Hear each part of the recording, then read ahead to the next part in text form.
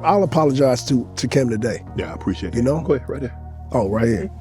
Hey, yo, Kim, Shannon want me to tell you. No, that ain't no apology. You can't say, I want you to do that. You say, Kim, I was wrong for what I said, and I want to apologize. That's how you do it. All right, no. Kim, I'm apologetic for the way that I displayed, or discussed our interrelations with the public. Okay. How about that?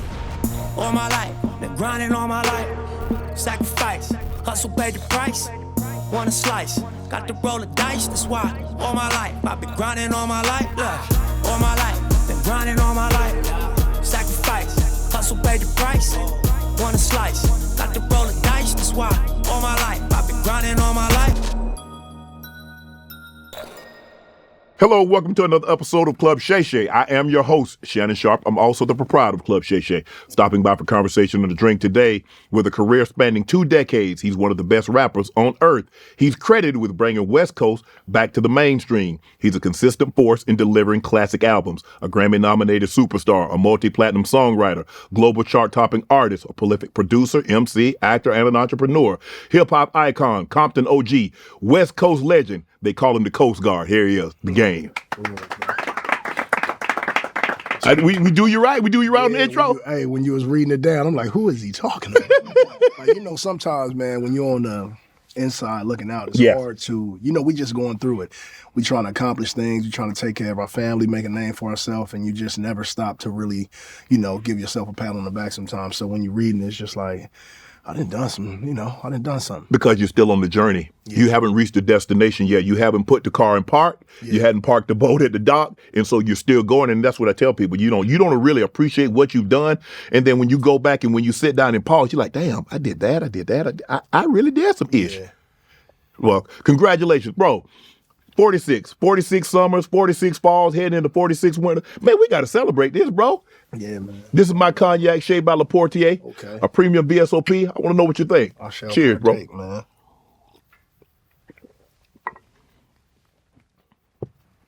That's smooth, man. Yeah, we do it right. We do it right.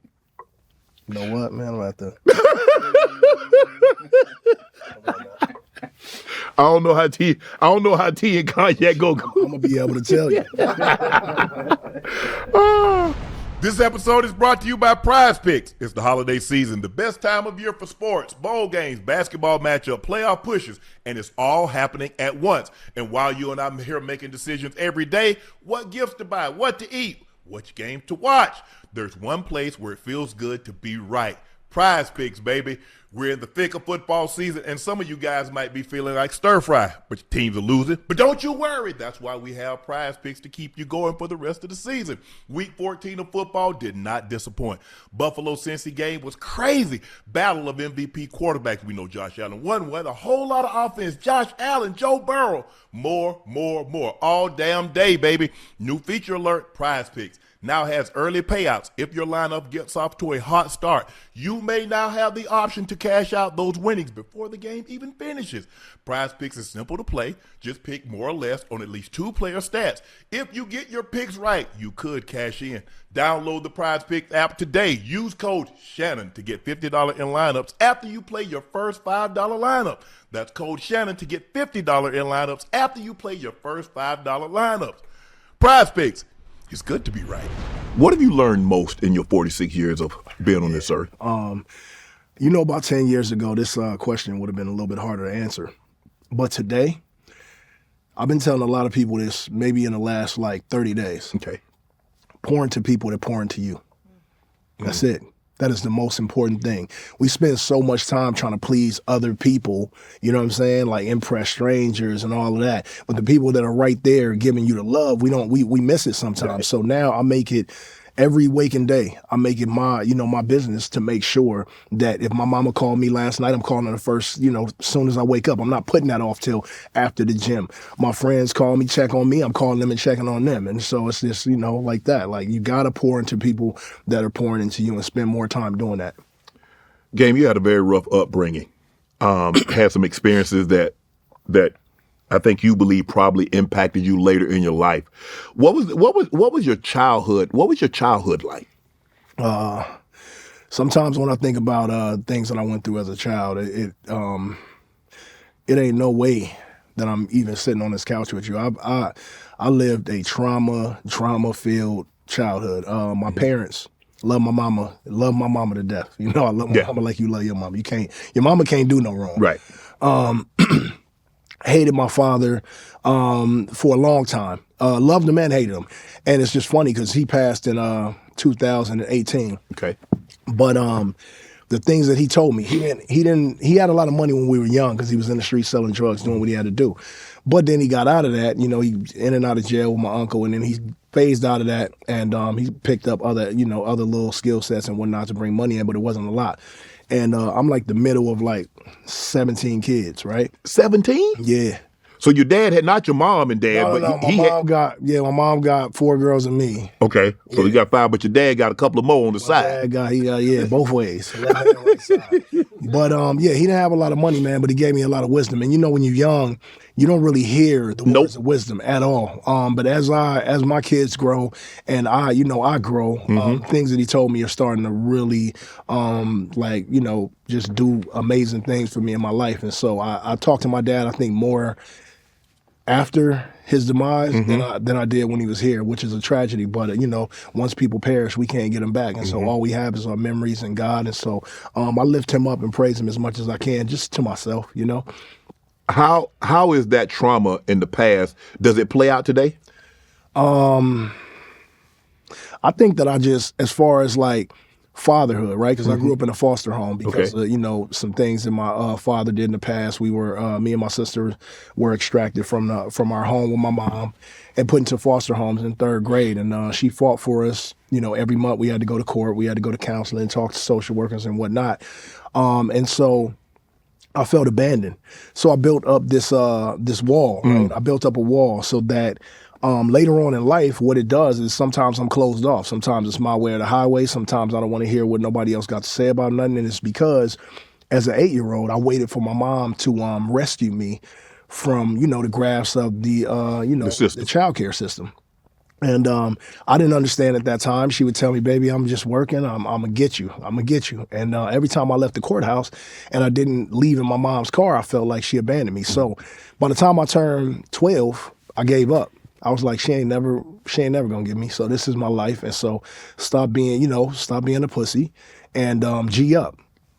So then I took to the streets in 6th, 7th grade, start running around and smoking weed and, just running with different gangs and Crip gangs, blood gangs. And I couldn't figure that was, one of the hardest things, and this is funny, one of the hardest things for me in my childhood, because I come from a family of Crips, was to figure out which gang I wanted to join. Because also, this is gonna be funny to you too, I love Scottie Pippen, man.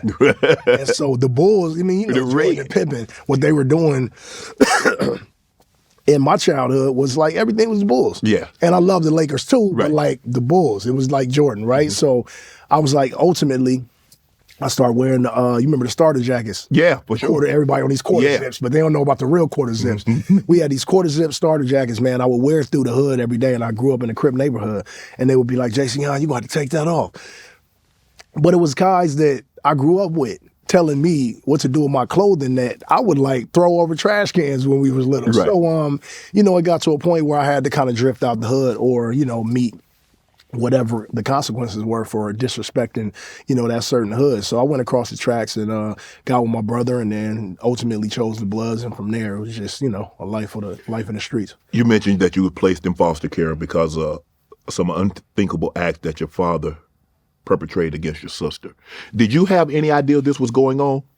I had no idea. Again, man, I was oblivious to it because it happened once, right? And what happened was, if I got the story right, my sister will correct me when this airs if I'm wrong. But one night, my sister did something she never did. She went to get in my parents' bed. And so my dad came home high off heroin, and he was a recreational user, meaning he functioned. He wasn't like a drug addict. Right. He just that back in the early '80s, they were snorting coke and they were doing heroin and they go party, but they were normal for the most part. So he came home high off heroin and he thought my sister was my mom. So what he did was pull her closer to him and kind of like fell asleep. Yeah. The next day, my sister went to school told the teacher that, you know, she was touched inappropriately, and then they came and got us all up. How old was she at the time? She's older or younger than She you? might have been 11. Okay. Yeah, she older than me, my older Right. sister. So when that happened, did your father try to explain what had transpired, or they weren't trying to hear that at that point? He was honest about it, and I give him that. He said he just didn't remember. Right. He said he didn't remember. Could have been a lie, could have been honest, but I always felt like he was telling the truth on that point. But still, it didn't matter if he was honest or he was, telling a lie about it. I had resentment to him from that day on because we were stripped about him, from my mother's care. And I was a mama. Family was ripped apart. Yeah, ripped apart forever. Before that, we used to have Sunday dinners. We Mm-hmm. would go to Disneyland. We'd go to the beach. We would go to the lake. We go fishing. We had a real family. The kind that, the Family Matters. The Cosby Show. We had that. That everything changed after that night. Did your mom? You say your dad was sold drugs. What did your mom do? Was your mom in the game also? My mama is she was a G? Yeah, she a G. My mama grew up in the Hoovers. 74th and Hoover is a hood in the mid city, Los Angeles, South Central, and she banged Crip, and she also worked at she banged during the day, and at night she was the manager at Taco Bell. So she was like. You got to think, my mom had me, she was 20 years old, and I have an older sister that is 4 years, 3.5, 4 years older than me. Okay. So my mom was already a teenager having kids. She was 16, man, but she was about her business. So while my dad was selling drugs, my mom worked at the post office at night. Mm-hmm. She would be making plates, taking them up and making, $20 a plate back in 1980, whatever. Right. Making money there. She had a modeling agency. She would be, doing. Mom was a hustler. My mom's still a hustler. She got that, man. She just had an event 2 weeks ago, man. She's still doing it. But from what I can gather, your mom and dad had a kind of like a contentious relationship. Yeah, they did. Even though things seem normal, you mentioned how you went to Disney World and you had Sunday dinners and you did things as a family. Yeah. There was a lot of contentiousness in that relationship. Do you remember anything about that? I remember there was a point where neither one of my parents drank or smoked anything. Okay. And then from there, it just somewhere in the early 80s. Mm-hmm. Cocaine and heroin. I mean, I guess heroin was around, but crack came in heavy. Coke was coming in heavy. And again, man, like in our neighborhood in Compton, man, like I've never seen coca leaves or alcohol distilleries or we're not creating this stuff in the hood. So somebody had to drop it there. So I think whatever it was going on with the government at that time, man, it was to strip the black fathers out of these homes, man. And up until this current day, we are the most incarcerated. We are the most race on race crime, and it's still like that today, man. So yeah, a lot of contentiousness. My parents were really violent after drugs infiltrated our house. I can remember my mom shooting at my dad with a shotgun and blowing half the door off. And another incident. In the house or in the car? No, she pulled up on my dad because he was cheating or something, pulled up and she brought a shotgun, she tried to shoot him out the car door, but she blew the door off instead. And then I can remember one time she ran my dad over, pinned him between our iron gate at the house and our 87 Regal. And my dad was, he had to. He stayed? I don't know what's up with him, man. At some point in time, I mean, you dislodge a gun at me. I'm probably going to have to. I'm not going to really look at that as love, though, game. I don't know how you see it. I don't know, man. I think that's not the type of love that I want that display. Yeah. And then my mom said my dad took her to the cemetery where most of our family is born, dug a hole, threw her in it, and shot into the hole. So I don't know, man. I had a really, really crazy childhood, man. And the fact that was.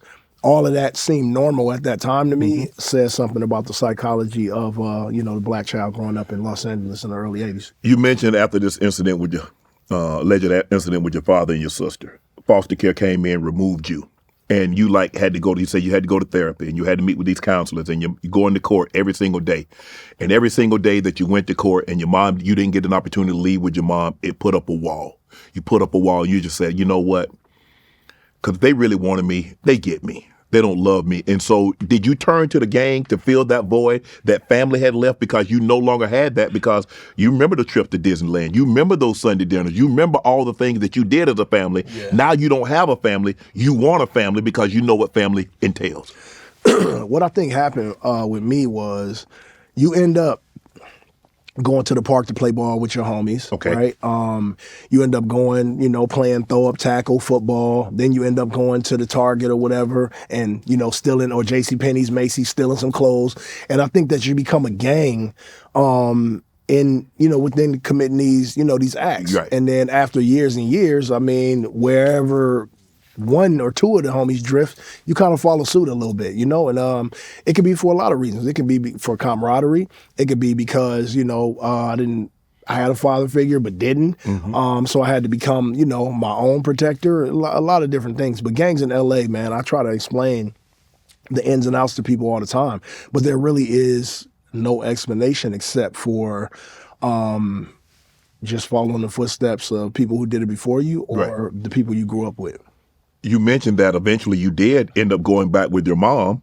Yeah. And what happened that you weren't not allowed to stay very long with her? When I got back home to my mom, I was no longer the 8-year-old that left. I had tattoos, I was gang banging, and I was from a gang that she wasn't in approval of. Yeah, because up inside she was never told me I couldn't be a Crip. That's funny. She never, we never had that conversation. Right. But being a blood was something that she was real opposed to. She didn't really like that. To this day, I don't think I ever asked her if I was a Crip, would it be any different? Right. But I definitely know she wasn't with the hiding red rags in my backpack, right? And, sneaking. But I came back home. I just wasn't the same person. We didn't have the relationship that we had when I was younger. She had grown, right? Because she got my sister back before me.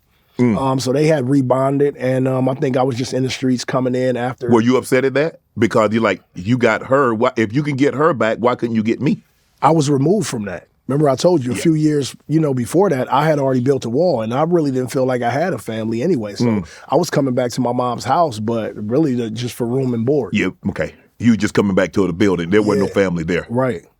Man. What advice would you give kids today? Because I'm sure you're an activist now. Kids that come up in a very similar situation. It's hard for me to imagine now that there aren't kids that's in this area or Detroit or Chicago or New York or wherever else that's not coming up in a very similar situation. What advice would you give them? I would say the number one thing I would tell them is there is a strong possibility that if you drift off into the streets that you will end up dead. Point blank period. So at that point you have to question, do you want to live or die? Which is a rhetorical question in Los Angeles, from grandfather to grandmother to child. It's like, do you care if you live and die? And a lot of these guys, because of what they've seen portrayed in the hood, their entire lives, and like I said, it's hereditary, man. This is passed on, from generation to generation, from the late 70s all the way till now. And me and you, we a little older, so we can kind of remember the late 70s, early 80s and all that. But that was 50 years ago, like 40, almost 50 years ago, which is crazy when you say it, right? But I don't think much has changed. If anything, it's a lot worse. So I would just tell anybody that would listen, there's a possibility you're going to die. Is it easier if you don't have something to live for, you don't care about dying? Very, very, that's accurate, yeah. And at times, even the things that people would necessarily have to live for, they don't think that that's enough to live for. Right? Having a grandmother that loves you, having a mom that loves you, having parents or a parent that's going, working for you, putting clothes on your back and, providing a roof over your head. Like, we still, as adolescents, don't see it like that for some reason. You said, I think earlier, that you were able to reconcile with your mom, but to your dad, that never came. Why wasn't that reconciliation possible? I think it had a lot to do with me. My sister, a long time ago, forgave him for whatever transpired that wicked night that kind of ripped the family in half. Me personally, man, I held a grudge for her, though. I felt like I'm not tired of being angry at him. I just loved the way that my life was before that night. And you blamed him for ripping the family apart. Blamed it, man. I'm talking about, we had it, man. The first day the Nintendo dropped. My pops came in the house with the Nintendo. And when I say the Nintendo, I mean the one with the orange duck on gun. No, not the red one. Everybody had an orange one. Yeah. Came in with the orange one. Like I just had, my memories were so fairy tale before that night, man, that I was in resentment until almost until the day he died. But luckily for me, which rarely happens, I got a chance to be more of a son and him more of a father right before he passed. I'm talking about within the last 45 days. Wow. And when I woke up, one day to like 30, 40 text messages. And the first one I saw was from my older brother. He was just like, Dad is dead. And I've never been told that my dad was dead before. So you can imagine what that felt like. It was weird. And I tell people all the time, it doesn't matter what relationship you have with your parents, right? It doesn't matter if it's estranged or whatever. We're all balls of energy, right? All of us, everybody in this room, me and you, we're balls of energy. When part of your creators, right, one half of your creators dies or perishes or goes to somewhere that is not in this earthly realm, you feel it. Yeah. You feel it. You could never talk to your father in your life.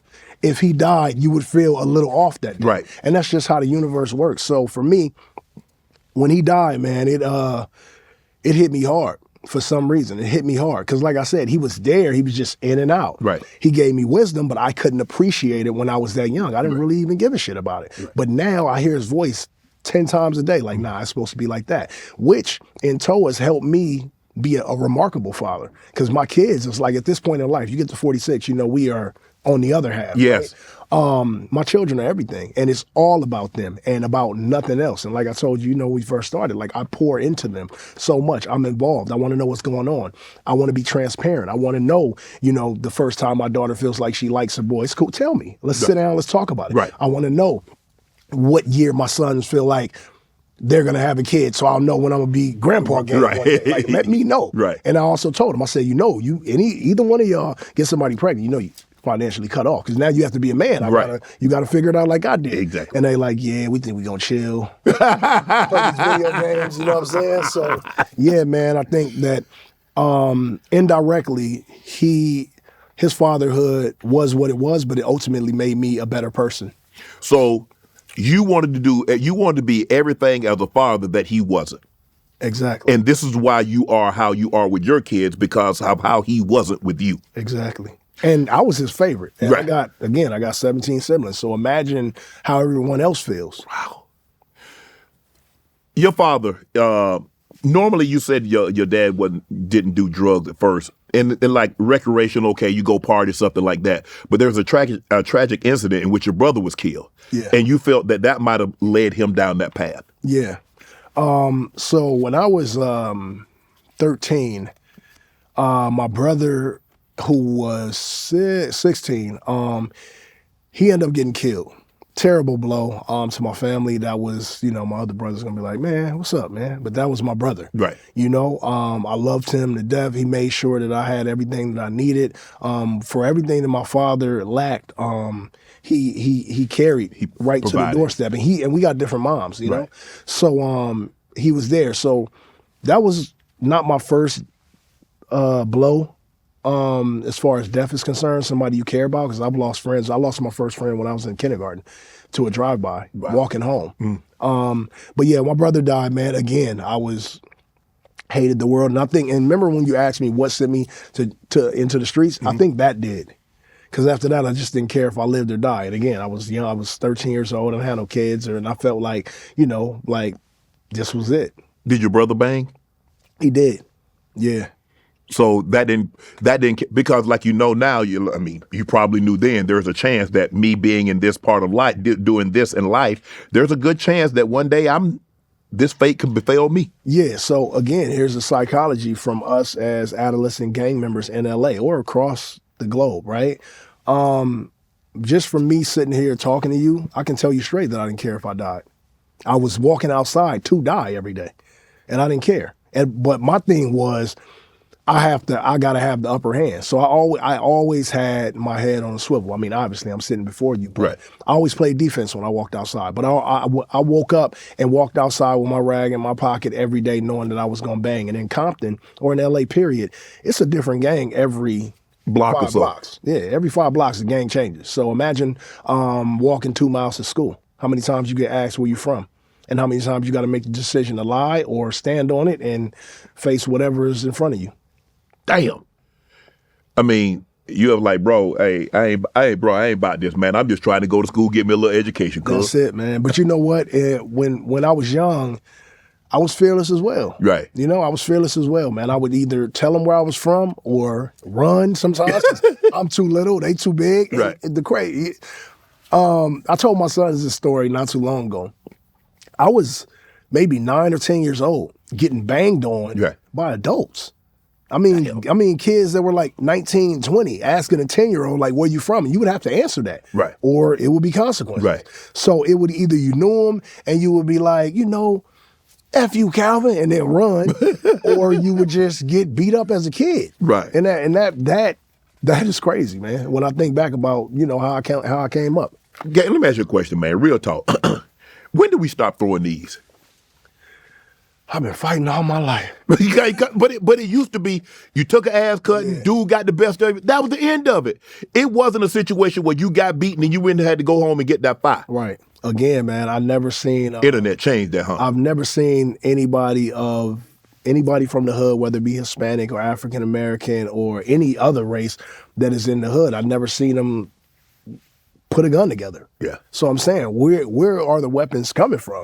You know what I'm saying? Right. I feel like at some point, man, it was a big, some big crates, and they Right. dropped them off, and the crate, the wood fell, and you could have anything you want, because we not manufacturing these things, man. But for some reason, everybody got them.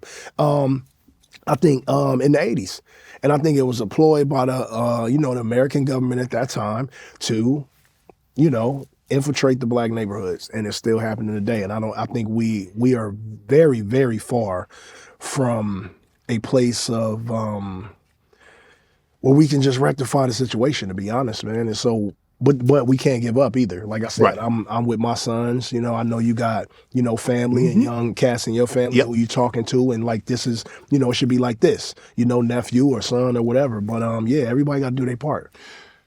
Is gang culture celebrated too much? Do we glorify it? Do we glamorize it too much? I think we do, and I think I'm part of the problem.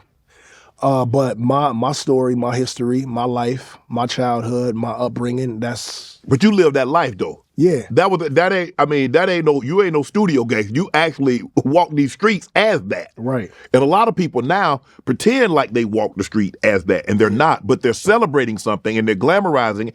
And it's just like an athlete. You see LeBron James and you see somebody or your favorite rapper talking about this, well, that's what I want to be. Yeah. I want to be just like that. Right. Yeah, it happened the same for me. I think that these days it's just a lot more non-authenticated. It's social media, man. You could be wherever you want to. You could be whatever you want to be. Right. Looking into your phone, anything. You could be LeBron James only on your phone. If you go out, if you're not that skilled at basketball, Right. but you go to the park and sit your phone down, record yourself, Make about 5-6 jumpers. you might miss 100, but you're not gonna put the misses on there. Right, right. So then your friends come on there, they double tap. Now you got 100 likes and you hitting 5, but you really shot 100. Everybody think you Michael Jordan. You know what I'm Right, saying? yeah. So it's just like you can be anybody you want to be on the internet, man. Nobody has to be authentically them. Hey, what's up, y'all? It's your favorite Unc, proud partner of Rose Sparks. Have you ever had one of those nights? Maybe you're watching a movie, you're laughing, she snuggles in closer on the couch, and boom, it's on. Now in these moments, you can't get caught slipping. You gotta be ready to perform like it's the big game. You hear me? And that's what Rose Sparks come in. These bad boys dissolve right under your tongue. No water, no worries. And here's the kicker. That dual action formula stays active for up to 36 hours. Nah, you ain't hard for 36 hours. Let's get that straight. But when the moment strikes again, Or again, you're ready to rise to the occasion. With Roast Sparks, you get harder, you get more control, and everybody's leaving the room with a smile. And that's what I call a dub, baby. And check this out. If you prescribe the new sexual health patient and get $15 off the first order of Roast Sparks on a reoccurring plan, just go to ro.co/Shay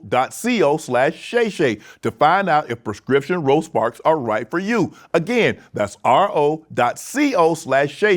Now, you know your aunt got to shoot you straight. Roast Sparks is a compounded drug. That means it's allowed to be prescribed under federal law, but it isn't FDA approved, and it doesn't go through their reviews. For the full safety info, hit up ROCO/safety info. So fellas, stay confident, stay ready, and let them sparks fly when the moment is right. You were shot 5 times, spent 3 days in a coma, I guess it was a robbery attempt, correct? Yeah. You was trying to rob somebody, or you was getting robbed? No, I was getting robbed. Did you know, I mean, they run down, how they get, you say you kept your head on a swivel, so how you get run down? I made a mistake. I was playing Madden, and it was longer than 3 days, by the way, man. I was down for almost a month. You was in a coma for almost a month? Almost, yeah. Damn. Yeah, my mom didn't come see me either. But she said she wasn't. She was like, you ever, If something ever happened to you, you know what this life entails. Yeah. And if it happens to you, I'm not coming. Yeah, I told you. So what happened was I was playing Madden late night, and we had rules in the dope house that after midnight all sales cease because bullshit can happen. Mm-hmm. So I heard a knock on the door. I must have looked at the time, and it was maybe 12:30, and I was like, nobody else was in the dope spot but me. And so if you ever sold dope, when there's a lot of guys or a lot of homies in the dope spot, every knock on the door is the other person's turn until it gets back to you. Right. And that's how everybody makes even money. Mm-hmm. So at this on this particular night, my brother was with his kid's mom, and my other homie Vale, who's no longer with us, was somewhere else gone. And then I think my boy Ant was gone. Everybody was gone. So you at the house? You at the house? I cleaned up that night. Yeah. I cleaned up that night, and so I was like, "What is one more knock on the door?" I looked through the peephole. It was this little scrawny kid that always come, And but you knew him, so that's why you let your guard down. Yeah, I knew him from coming before, but I didn't know him like that. As soon as I opened the door for him, 2 more dudes came behind him, and then I was in for a fight for my life. Just like that. I swear, it felt like it happened in 20 seconds, man. So I ran immediately to the table, which was probably right here, to get my gun off the table. But he kind of got to it before me. So we ended up rolling on the ground for what felt like a lifetime. His homies couldn't shoot me because we were rolling because he might have run the risk of shooting him. For some reason, I was kind of getting the gun, getting the edge on him. So he just fired it. And it went through my chest and through my stomach and through my leg and through my arm. You think your life was over? Yep. I thought my life was over. I could remember them leaving after that. I crawled down the hallway to the bathroom that was on the right. I turned on the light. I lifted myself up by my elbows and I pulled my tank top back, and blood just splattered on the mirror. I fell down. I had a Nextel chirp. So I called 911 myself, and next thing I woke up, my aunt was right there, and she was like, you've been in here for a minute. And that was damn. Yeah. You weren't worried about the cops coming to the house? Man, when you get shot, man, you ain't worried about nobody coming to the house except Jesus, man. That's it. Hey, they take all this ish, but I hear you. You just saved my life on this one. Yeah, and I think whoever was the investigating officers, because they came to see me once I woke up from the coma, they didn't bring up the drugs at all, man. So I kind of think that they probably saw that I was young and probably was just let it go. When you wake up, you've been in there almost 30 days, and now what's going through your head? You're like, I'm done with this ish. I done dodged the bullet. God, thank you so much. I appreciate you. I'm out. Let me tell you what happened, man. We always had these come to God moments. If you get me out of this one, I will never do it again. I went to my grandmother's house. She prayed over me every day in the bed because I had to learn I was shot in my leg. I had to learn how to walk again. Right. And all of that. So I stayed at my grandma's house for 2 months. I said, as soon as I get out this bed, man, I'm going to church, man. Change my life, right? We always want to run to church because, the church door's open. Yeah. God is always there. Yes. So I went to church with my grandma, and I was like, man, falling asleep in that thing, man. I was like, I don't know. God going to have to catch me outside sometime. So I left there and I went back to my grandma's house. I think another 2 weeks passed. I was hanging with one of my boys. He was in the streets like me.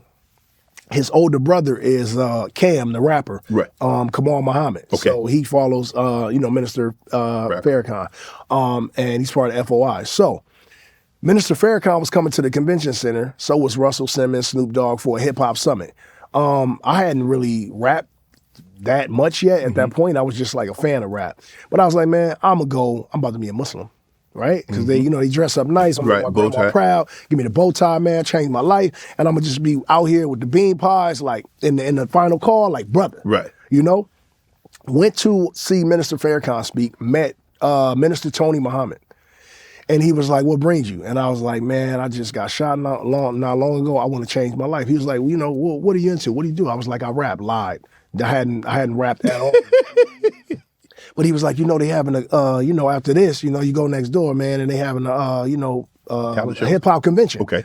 So, man, I go next door after I see Minister Farrakhan. Now, after hearing Minister Farrakhan speak, I was mind blown, right? But it was like Minister Farrakhan's speech made me angry.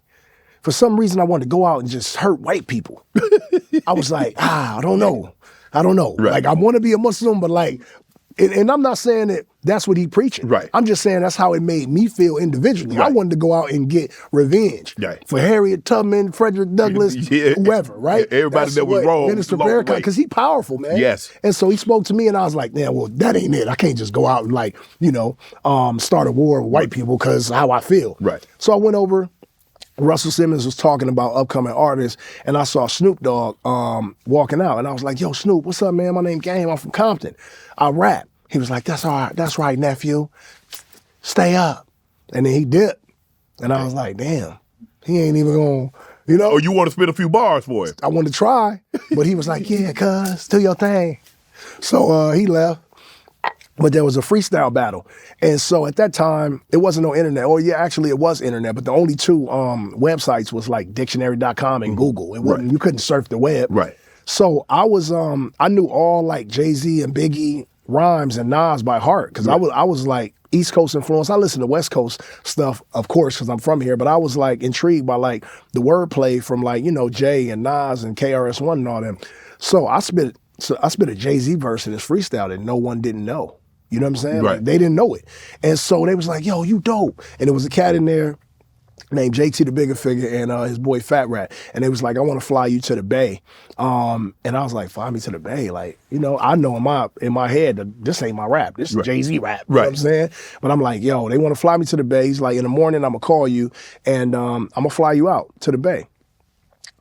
He called. I went to the airport. I only been on a plane twice at that point. Once with my grandma to going to Vegas with my cousin, stay at Circus, and you don't know about the old Circus. Nah. It was crazy back in the day for kids, man. It's like Home Alone for black people. You know what I'm saying? But, so yeah, it's my second time on a plane. I'm scared as shit, but I land.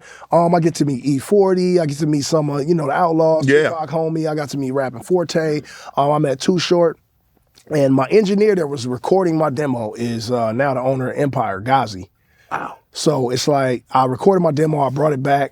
I was just passing it out. I would go to like Rite Aid, get some CDs. I bought a CD burner from Fry's, and I would just, every time I sold some weed, I went, oh, by the way, I forgot to tell you, I went back selling weed. I thought you said God, would you? Hey, man, I was. You done made a promise to God in less than 2 weeks, Hey, man, yeah, I was trying to figure it out, man. But so yeah, I went back selling weed, and with every person that bought, a 20 sack or something like that, I would just give them my CD. Somehow they got to Dr. Dre's sister, and my homie D-Mac and K-Dog was like, yo, Dre want to meet you, and then we end up going to coming to the Valley, and I had never been to the Valley in my life. Wow. Ever. And I went to the Valley, and I was like, damn, this is the Valley? It's only 20 minutes away? Right. So that's how small L.A. is, right? Mm-hmm. So I went to the Valley, walked in. Dre was like, you game? I was like, yeah. He was like, welcome to Aftermath. And I was like, what? All I really got is this demo that I recorded and like kind of got myself through on the go. Mm-hmm. And this one Jay-Z verse that I spit at this freestyle. But here I am signed to Aftermath. So I went home. I told my mom, I was like, I'm signing to Dr. Dre. And she was like, what do you do? And I was like, I rap, And prior, had she ever heard you rap nah, before? she kicked me out the house for saying that I wanted to rap when it was just an idea. Kicked me straight out, locked the doors, and I never went back. So I was like, yeah, mine, the rap worked out. And she didn't, I don't think she believed me. Right. But I was like, I'm gonna make this happen, man. And at that time, my oldest son's mom was pregnant with him, and I was like, I promised her mother that before this kid was born, that I would have $1 million, and I made it happen. Wow. And I thought $1 million was, not to knock nobody, but $1 million is not really as much as you think it is when you get to taking care of people and handling business. Well, half of that, because once Uncle Sam get his cut. Right. Well, it was a subsidiary company, right? The people that signed me to Aftermath, they get a cut. Took they 30%. The lawyer's gonna take their percent, management takes their percent, and then I was probably left with about $400,000 or $500,000. I did some, real young black shit. I went to Jacob, bought me a watch because, that's what Ye. The time zone, the 5 time zone. Right, yeah, I bought me a chain, so I was down about $300,000. I bought my girl a little Benz truck. Yeah. I put them out here in the valley, and then I did some stuff with my mom, and then before you knew it, man, I was like, I didn't have nothing. Damn. Yeah. When you say you told your mom that you wanted to rap, she said, nah, you can't do that here. No, she said, get out. Get out. Yeah. Where did you go? I just went to the streets. I ended up meeting this girl, and I never really talked about this before. I met a girl named Rachel on Crenshaw, because we used to go to Crenshaw like the movies. We used to go to Crenshaw, kick it. You meet a girl, you roll the window down, you holler at her. Right. You lean over the window. Yeah. Spit your game. And so I met a girl named Rachel. She was in college. She we got this thing in our hood we call the girls from two-parent home. We call them two peasies. You right. So it's like, me and the homies be like, yo, she a two-peasy? Yeah, she a two-peasy. Oh, that's she going to college, she from a two-parent home. So I end up getting into her apartment with her and kind of moving in slowly. And that ended up being the apartment that I ended up getting shot in because her parents made her move out once I infiltrated the spot. And I went in there and damn near ruined this girl's life, man. But yeah, her name Rachel. I never seen her again after that. You don't know if she's still alive or anything, huh? Hopefully she's alive, Shannon. You ought to reach out. You got that kind of, just have a PI say, look, I know, hey, I just wanted to say thank you for what you did because when I didn't have anywhere to go, you opened up your doors to me, and I really want to appreciate it. Yeah, she probably saved my life. Yeah, I don't lie, man. She gave me a shot. Right.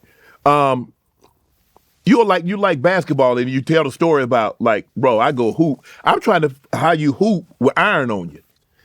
So that was my thing, man. Like I said, I told you when I leave the house, I play on defense. I always thought that every time I left the house, that was the day I was going to die. And for good reason, because I have, dead siblings. Right.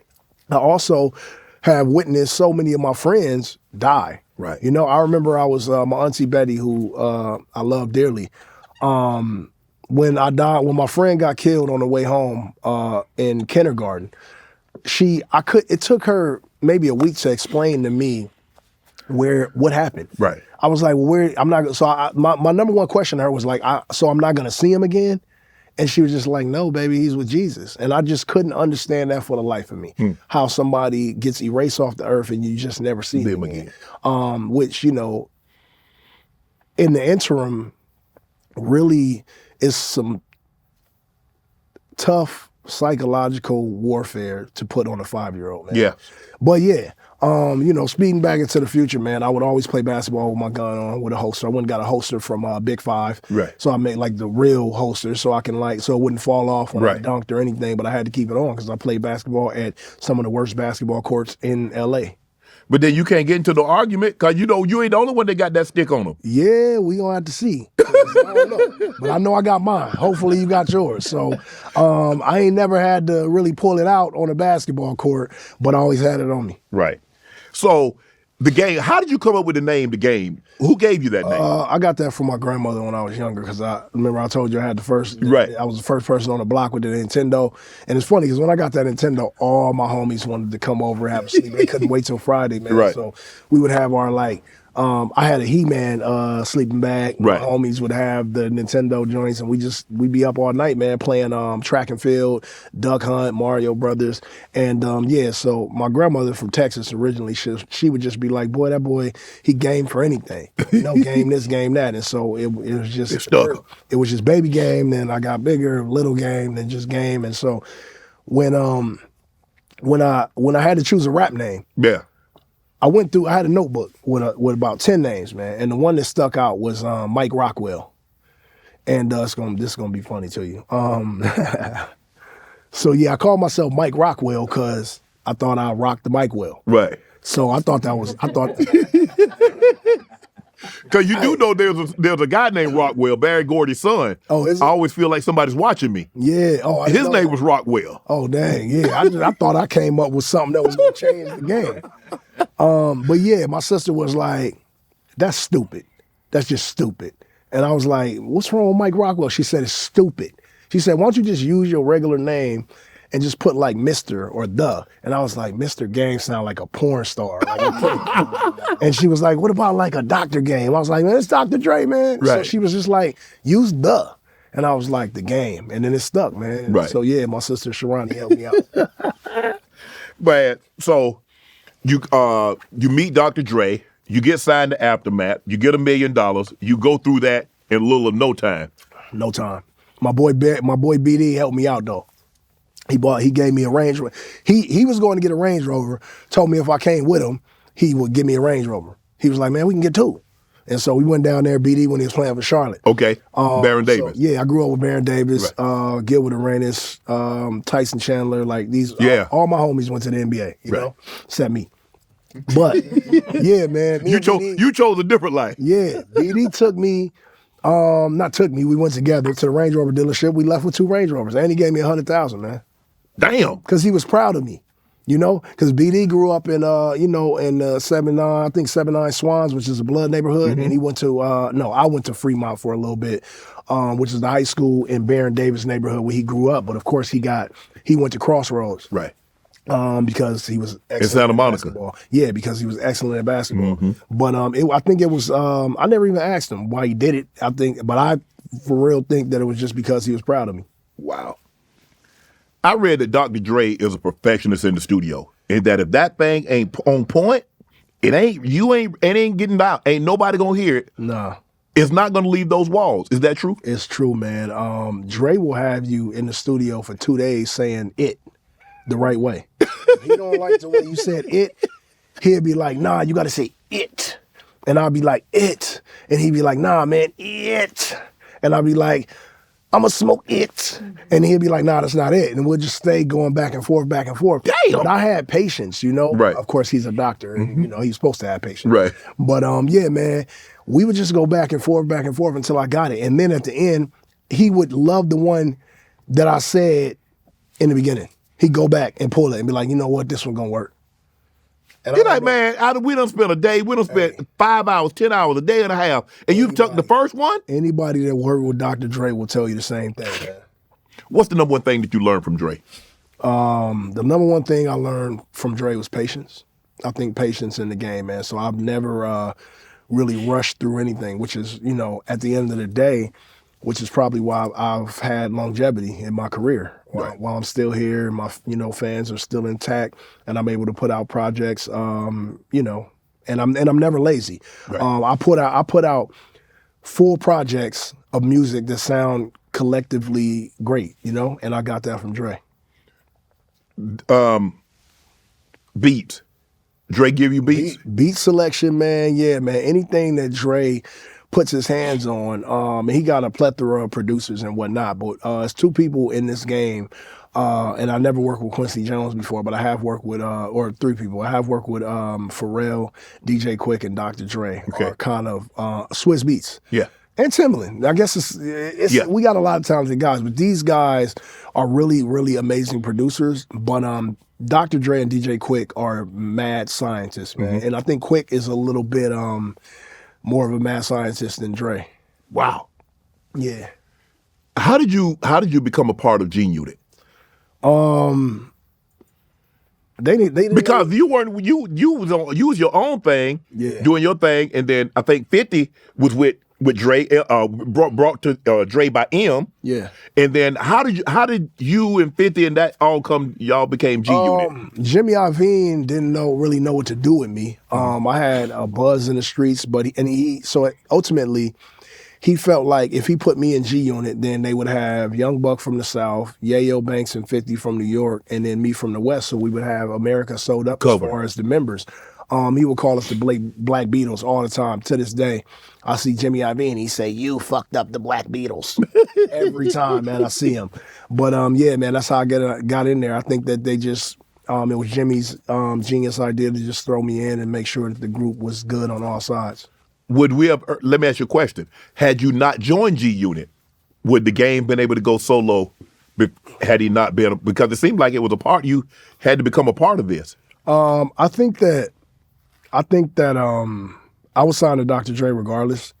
I think because of who I am as a person and my determination to be great at things I do, and once I set my mind to something, I'm gonna achieve it. I think I'd have been fine. But I do appreciate my short-lived G Unit, stint. But I think I'd have been great regardless. How did you and 50 mesh so well in the beginning? It's one of those things where you put two people together and they're just talented, man. It's like, I don't know, man. It's kind of like Elway and you. I mean, Yeah. Like I remember I watched and I would just be like, man, these dudes, got chemistry. Yeah. Man. It would just it was like Favre and Sterling. Yeah. Same thing, man. Like you put two people together and we see it all the time. We see, Kobe and Shaq. Yeah. We see, Magic and Kareem. Like it's just sometimes when you put two very talented, multifaceted people together, you're gonna get greatness. Right. Man. Did you guys ever talk, because some people would think, well, they bonded over both getting shot, both almost losing their lives to violence. Did you guys ever talk about that? You know what, man? 50 don't really talk about much but money. He talk about money, man. He get it. If it ain't about money, he ain't gonna. He ain't about it. He ain't about it, man. He talk about money, but he can definitely tell you how to get some money, man. It's going so well. G Unit is doing. Y'all come out, boom, boom. How did something start so well, end so bad? One day I went to, Hot 97, talked to Phone Flex or something, and they asked me, they were like, 50 got beef with Jadakiss and Fat Joe and Nas, and I was like, whoa, I ain't signed up to beef with guys that I idolized. Right. I had looked up to the Locks and Kiss. They were rapping before me. I used them as, guides to like get me to where I was. So yeah, so I came up on listening to Jadakiss and Fat Joe Digging in the Crates and the Digging in the Crates crew, and then Nas, man. That was like my top 3 rappers ever. And like I said, 50 don't talk about nothing but money. So nobody never told me that the group was beefing with Nas and Fat Joe and Jadakiss, so I wasn't privy to it. So I was like, yeah, that don't really got nothing to do with me. And to be perfectly honest, me and 50, we were in the group, but I wasn't in it for that long, and we weren't friends. Right. They just threw me in the group, and I appreciated the alley-oop, but we weren't homies. So a lot of people get it misconstrued. They think that like we were best friends or something, and I betrayed this friendship or something like that. But what I did was stay loyal to, my the people that like I listened to coming up. Right. Like I just can't beef with Nas because you beef with Nas. I don't have a problem with Nas. Right. And I didn't even know you had a problem with Nas till today. So, on the fly, I just said what I said. I was like, I'm not beefing with Nas and them. And they got back, then they felt you were being disloyal. Right, because 50 felt like he gave me a shot, which ultimately, being a part of G Unit did help escalate, my career in the early stages, but I would have got there regardless, I feel like, Right. Were you making good money at G Unit? Yeah, we was making money, but 50 was making more than everybody. Well, damn. Yeah. What's the issue with 50? So you feel all y'all should have been on level playing field. If it's $1 million, you get 250, Buck get 250, 50 get 250. Yeah. Nah, man, I think that I think it was just one of those things where he made more money and he should have made more money. I was just speaking for myself, saying that we was, getting scraps. What scraps? 150,000 a show ain't no scraps, game. Nah, man, it wasn't 150,000. Okay, 100,000. Probably about 75, 100.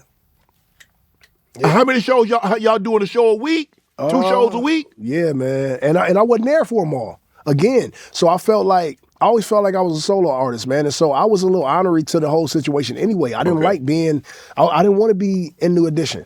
You know what I'm saying? Like, Oh, so you Bobby Brown, you broke off. Man, I'm Johnny Gill. But Bobby broke off because they kicked him out the group. He didn't want to leave. That's what I'm doing. Well, me, it was different, man. I always felt like I was a solo artist. I never felt like I was, part of a group. Damn.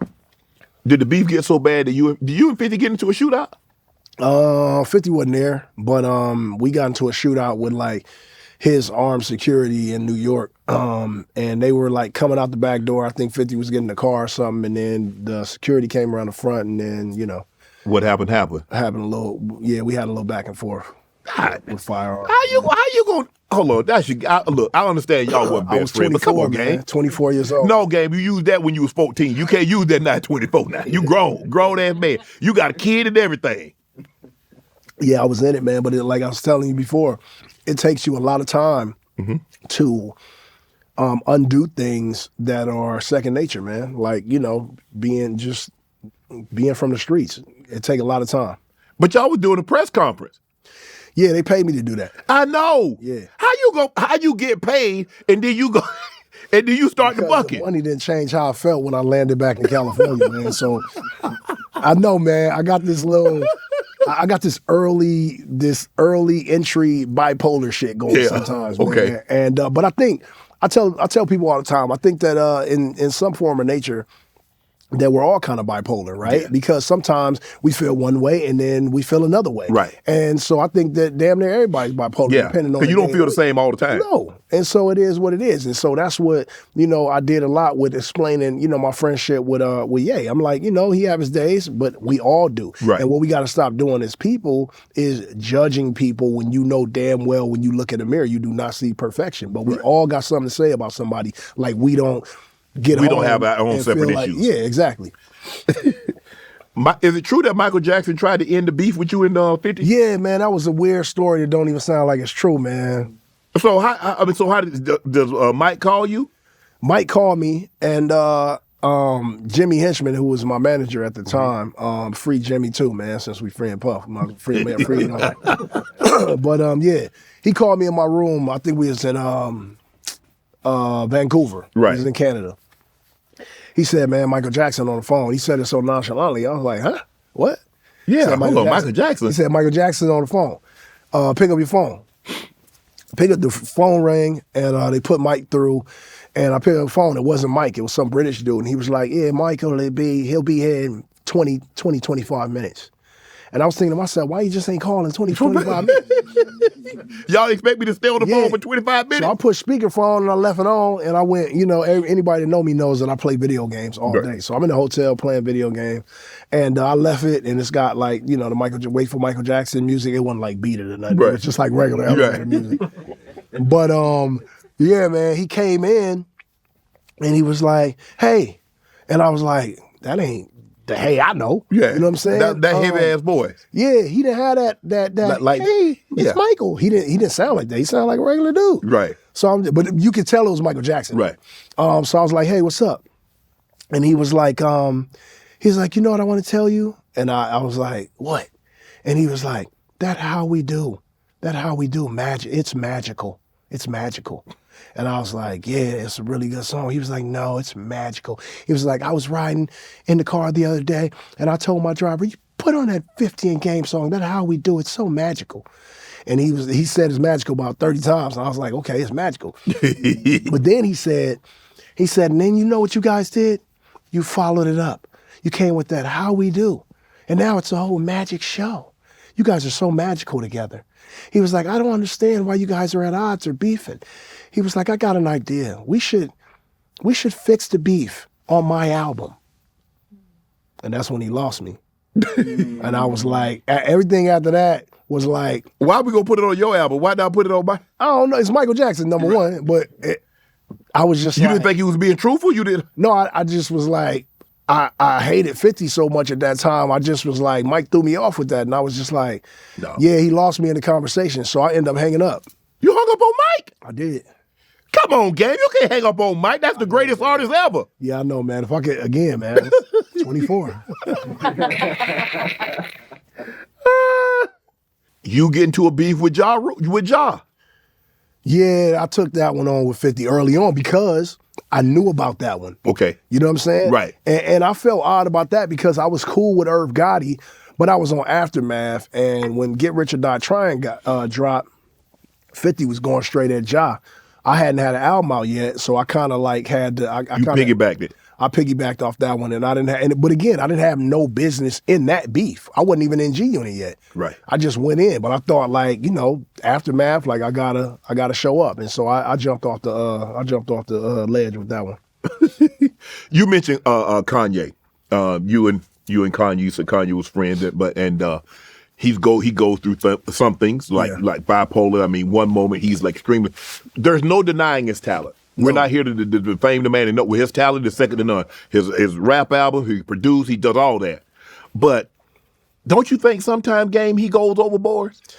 Again, it's one of those things where I'm gonna find myself back in that realm of non-judgment. And my grandmother, God rest her soul, told me a long time ago, like, you can't be judged by man. You can only be judged by God. Right. So it's like, sometimes I go crazy. Yeah. And so I can't be like, damn, I think you're going a little crazy. Right. Like, sometimes I do. And so all I can do is be some shit, though, in my head. I'll be like, God damn it. Damn, Ninja, you Don't call me this week. Yeah. Because I'm going to have to do it with you. Right. You know what I'm saying? Right. But, yeah, man, I'm just in full support mode of my brother. And me and Ye been down before Rockefeller, before Aftermath, before all that. We would see each other around LA.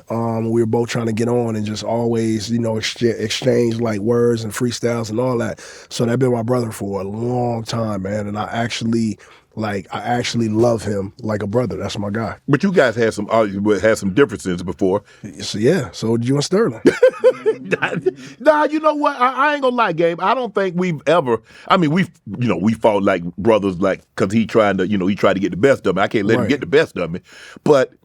Nah, because our relationship was totally different. Even though he's my brother, he's 3 years older, he was always more like a father figure, and I treated him as such. Same thing. And so, where I would like somebody that wasn't my brother, I would curse them. I never cursed my brother. I never cursed my sister out.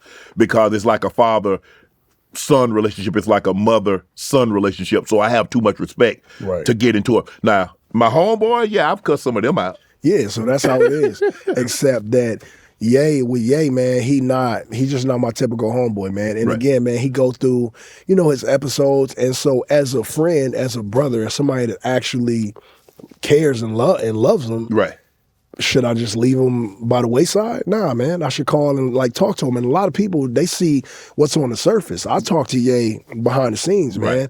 And a lot of these situations, or sometimes where people might feel like he's diving off the deep end, diving in the deep end, like I call and be like, yo, is this what we really doing right now? And then he'll say whatever he say, but then he'll call me back days later and be like, you know what, I feel like this. But again, that's that bipolar disorder that we may all possess, certain, amounts of. I'm just trying to figure out how this man supposed to feel. You supposed to be his boy, y'all cool, and then you say he slept with an old lady. You know what, man? Let me guess, you 24 again, huh? I was 24.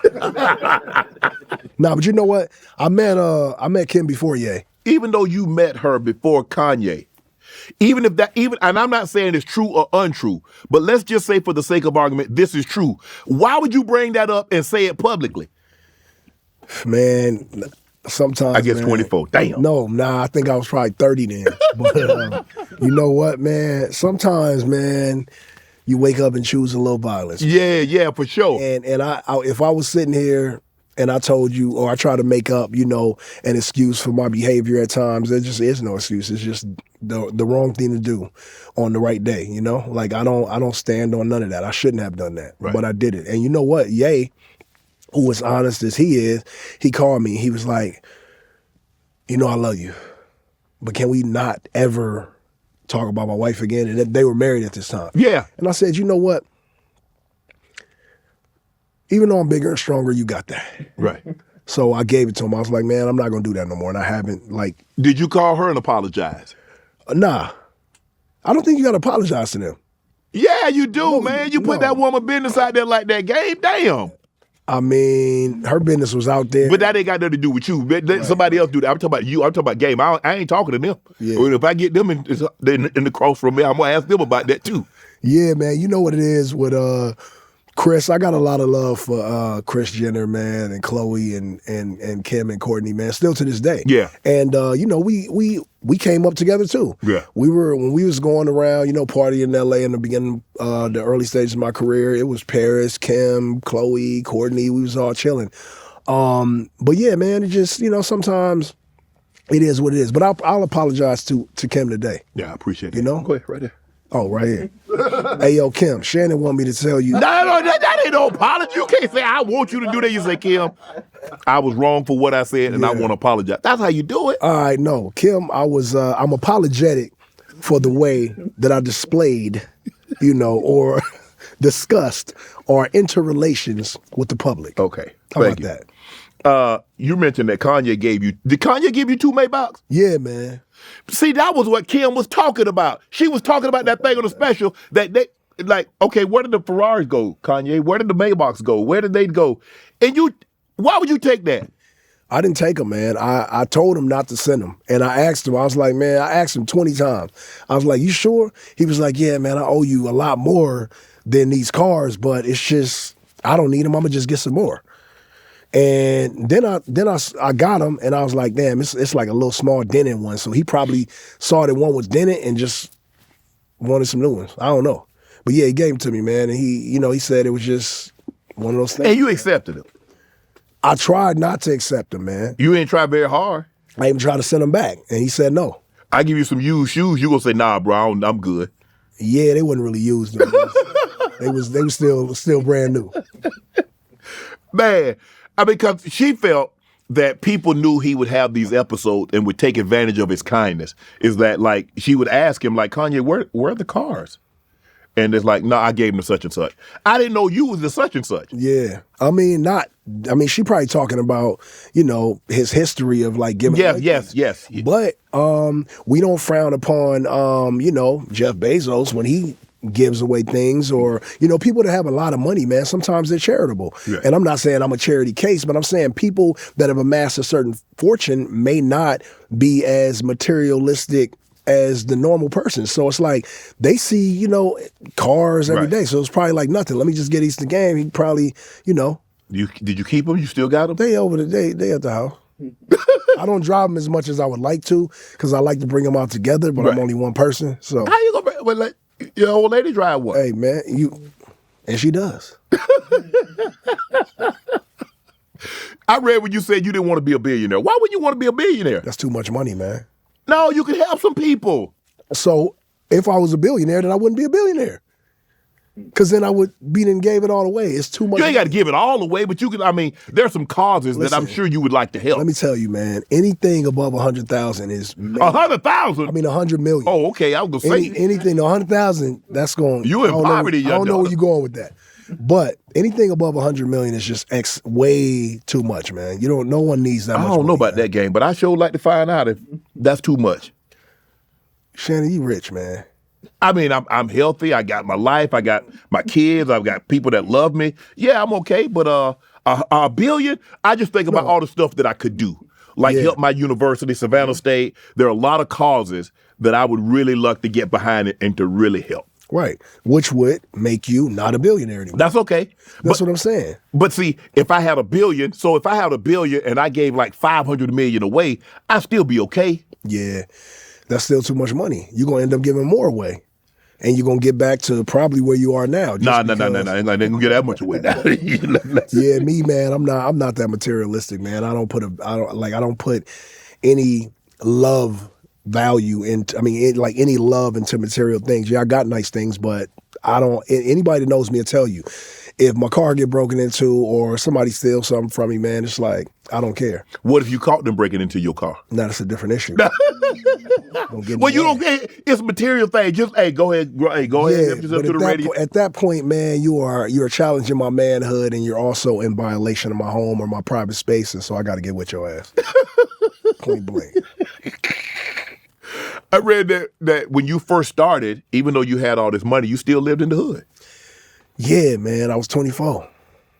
It just 24 was really effed up year for you, man. was, you did a lot of crazy ish. It was because I had money, man. I had a lot of money. I remember at one point in time, man, I had $4 million in the safe, right? In the hood. And the reason I did that is because every morning I wanted to see it. Right. I wanted to open the safe and see and make sure that I was still rich. Because I couldn't believe it. Right. And so I never put it in the bank until one day my mom was like, she was like, boy, you about the stupidest motherfucker I ever met in my life. Number one, you have #1 record on the Billboard and you're still living on the block. And number two, you got all that cash over there that can be taken from you any day. Yeah. Yeah, so she made me put it in the bank. Yeah, that had to be a big ass safe because that's a lot of cash. Then I lost 36% of it. How? To Uncle Sam, man. Oh, bro. Come on, man. As soon as you put your money in the bank, it's gone. But first of all, you gonna have to pay taxes on it when you got it anyway. Not in the hood. You ain't gotta pay nothing. Well, you don't. Long as I put that combination in, open that door, and every time I did, it say, ha. But living where you were living and driving nice cars, that brings on resentment, that brings on jealousy. Yeah. And you have to be careful because people are like, oh, man, this ninja just trying to show out in front of us. Yeah. And then what happens. Yeah. Jealousy brings on resentment. Resentment brings on people want to do things to you. Yeah, we had several shootouts during the process where the documentary was out. We had a lot of shootouts, but it was normal to me. I remember one specific time, the one that changed, there was 2 incidents.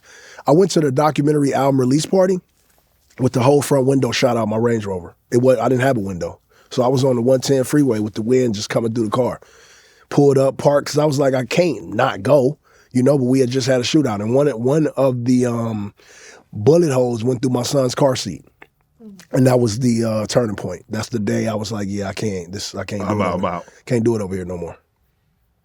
You didn't think that was odd? Until I saw the bullet hole in my son's car seat, then I knew I was tripping. You got up, so after that, you like, I'm out. I left everything. I got this problem where when I move, I leave everything that I had in the previous house. I just leave it. I've done that about 5 times in my career. But you purchased some homes on the block. All of them. Yeah, and I had but see, that's another thing why it was hard to really take advantage of us in the hood because we lived on a cul-de-sac. Right. So if you came down there, you was trapped. There was no outlet. Yeah, you got right? And so it was 1, 2, 3, 6 houses on the block. We had them all. All the homies lived in all the houses. And before you even made a right on the block, somebody would stop you at gunpoint on the corner, roll your window down, and ask you who you here to see. Now, had I did that in this day and time, I'd be up in that thing fighting a RICO. Yeah, for sure. Yeah. But again, something about when I was 24, man. It might be Kobe, It's my lucky number. When you look at like what happened to Nipsey, yeah, Nipsey ended up getting gunned down in his own hood, which is tragic because he tried to do so much to help the community in which he came. Right. And it was someone from that very community that took his life. Yeah. When you look back and you think like, damn, that really, really, really could have been me. Yeah. The difference between that situation and I wasn't there. And Nip is one of those great humans, man. That he was going to do a lot more, a lot more for a lot of people, and he was going to be probably a bigger structural figure for adolescent youth in Los Angeles than I'll probably ever be. Because my thing was to get out and never go back. Right. And that's how I felt. I felt like Compton took so much from me. LA took so much from me. Why do I want to go play reindeer games on the block with the homies when I've already made it out? So I limit my presence in the hood. But when I do go, I'm going 30 and 40 deep. And I'm not saying these days, if I do go, it's still the same. But yeah, man. You got to roll like that in your own hood? Or you can roll up to Jesus and tell him why you're here. That's just how it is, man. That's how it is. But then they get mad and it's about, well, game don't come back. because y'all don't appreciate me. Why come back to this? I left this. Yeah. And I think, y'all should appreciate and be happy. Like, man, he was the ones that made it out. You see, guys, you can make it out. Right. Why are we us like that? I think it's the way you come back, and Nip did it. He did it the right way. I think that it was just one of those things that it was one of those coincidental tragic times where the devil meets a higher power and then they intersect, and the outcome was him meeting the untimely demise.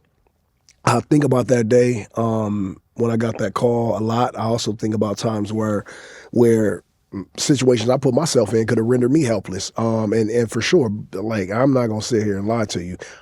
There's no way I should be alive today after everything that I've been through. I've had brushes with death multiple times, 20, 30 times in my life, to where I've somehow miraculously, made it out.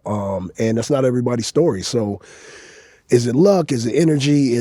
I don't know what it is, man. I just know that Nip not being here no more is as tragic today as it was on the day that it happened. I hate that happened to such a good person.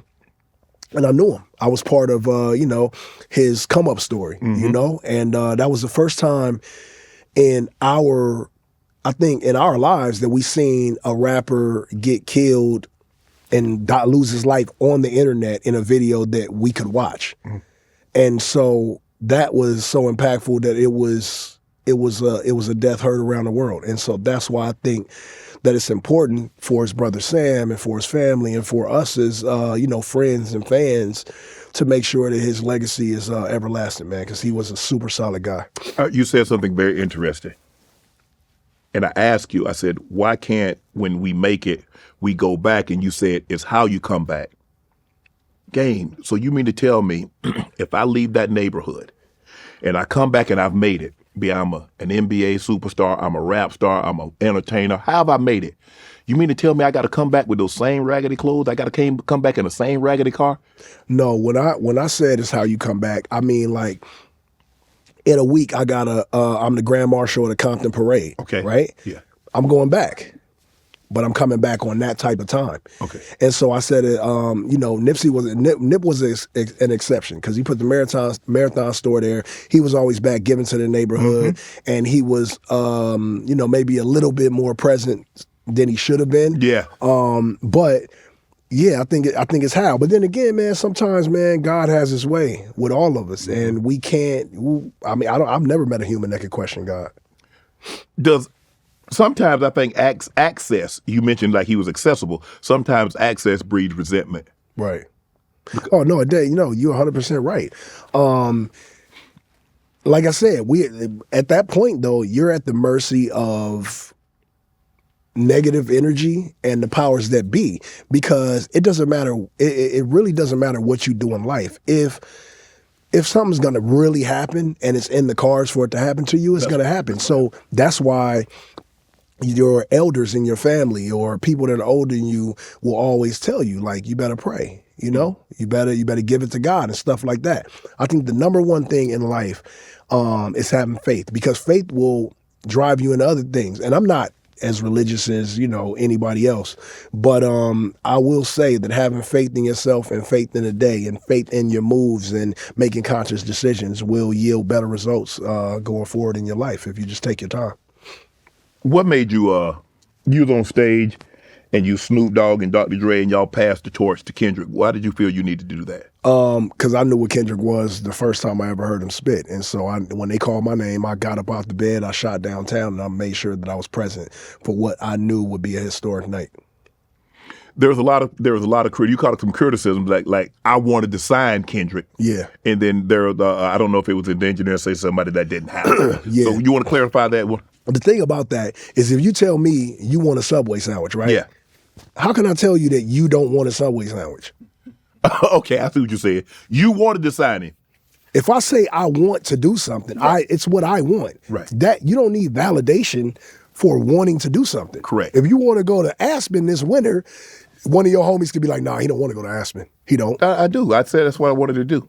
That's what I'm saying. So it's just that, man. And you can't, we can't entertain everybody that, has an opinion on things that we say, but I know 100% sure you can't tell anyone what they want to do if they're of conscious, mind.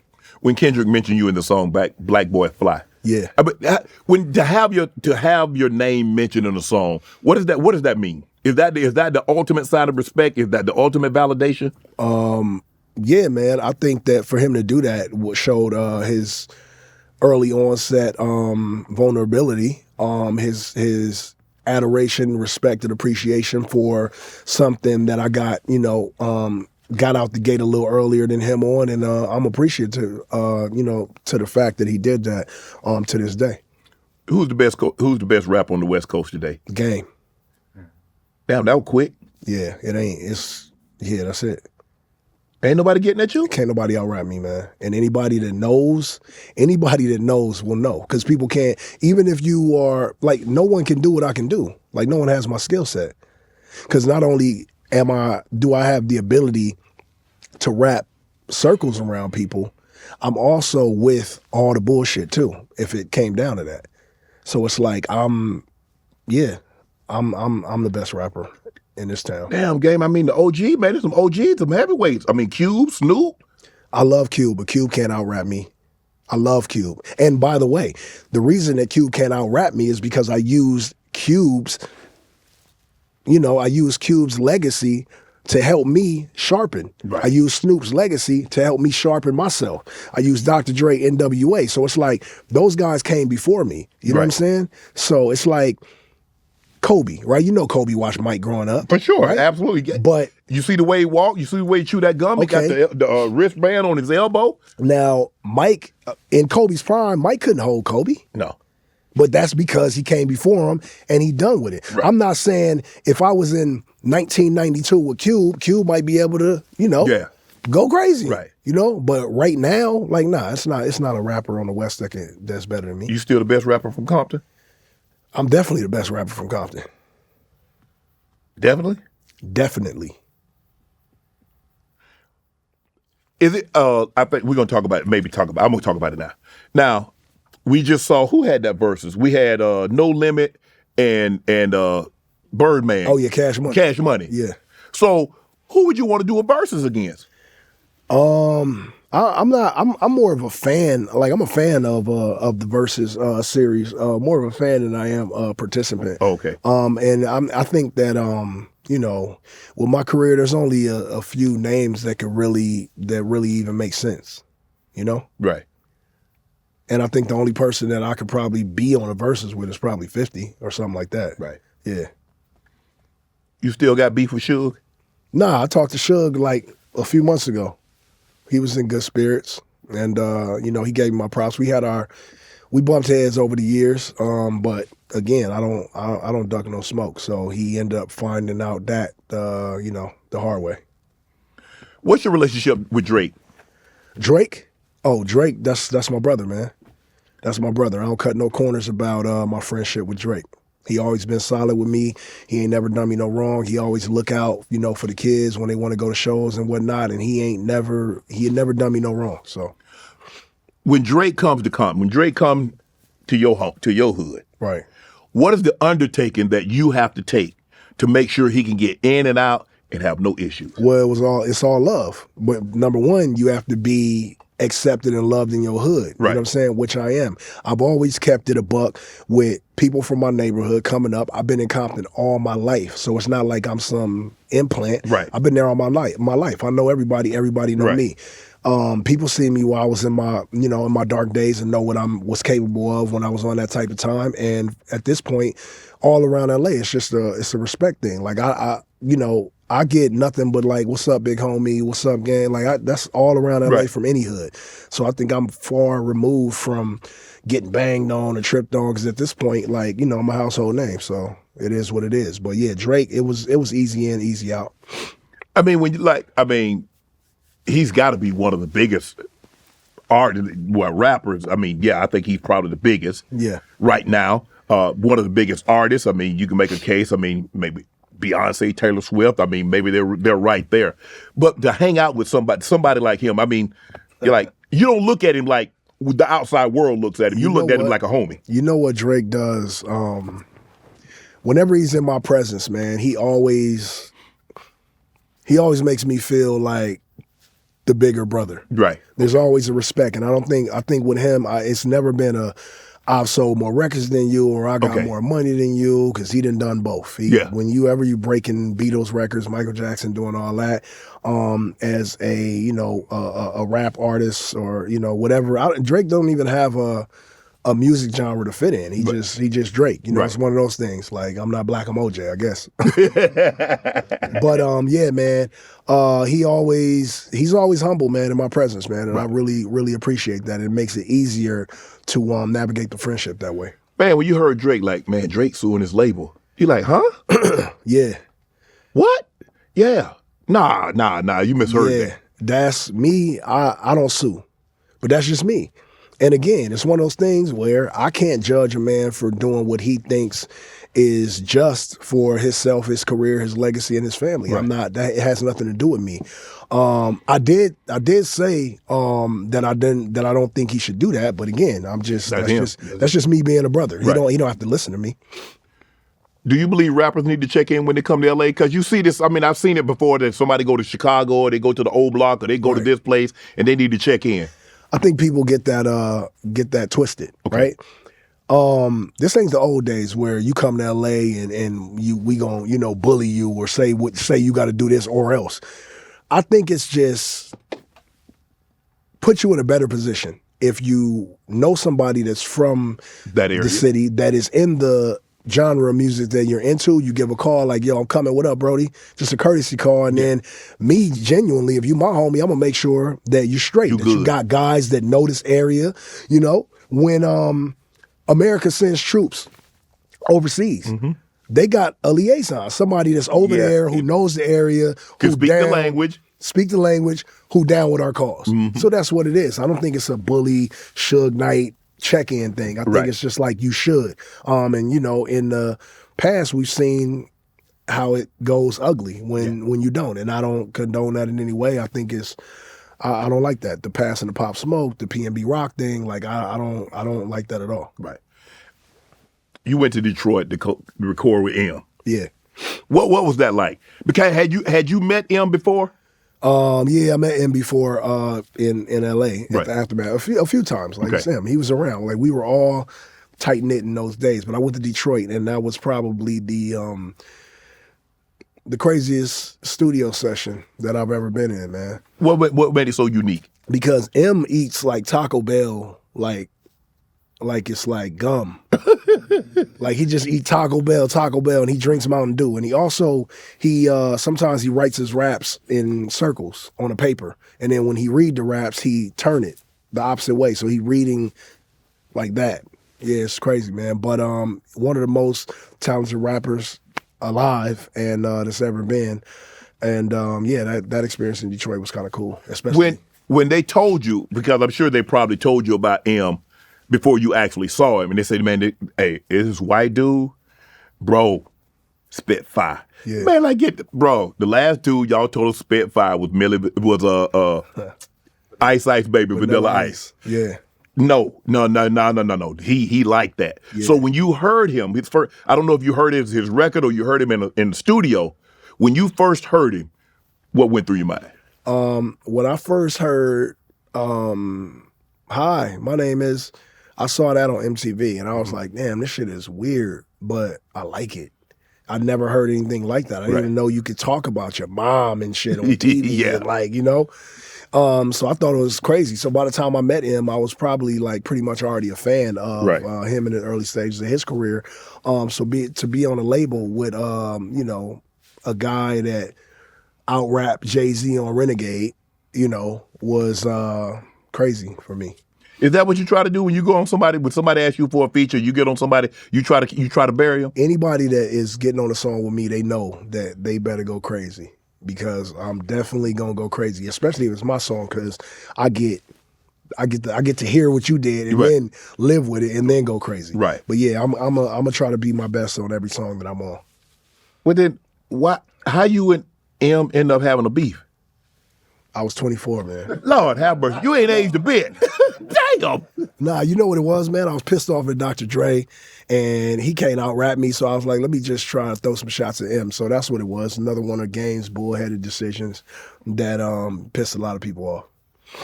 You do a lot of stuff to piss people off. You went at Hove. Yeah, I did, man, early on. But hey, man, I survived through it all. You ain't got no apology letters or nothing. And I don't really, I'm not doing It's okay to You apologize. already made me apologize once, man, to Kim. But I'm just saying, it's okay to apologize. Yeah, you were no, wrong, no, Game. no, Damn. man, I wasn't wrong for going at home, man. That was and still to this day, like Jay-Z is Jay-Z, man. That's rap royalty, man. That's like what Rock and Roll Hall of Fame. Like, you know what I'm saying? Like, that's whole. So it's like,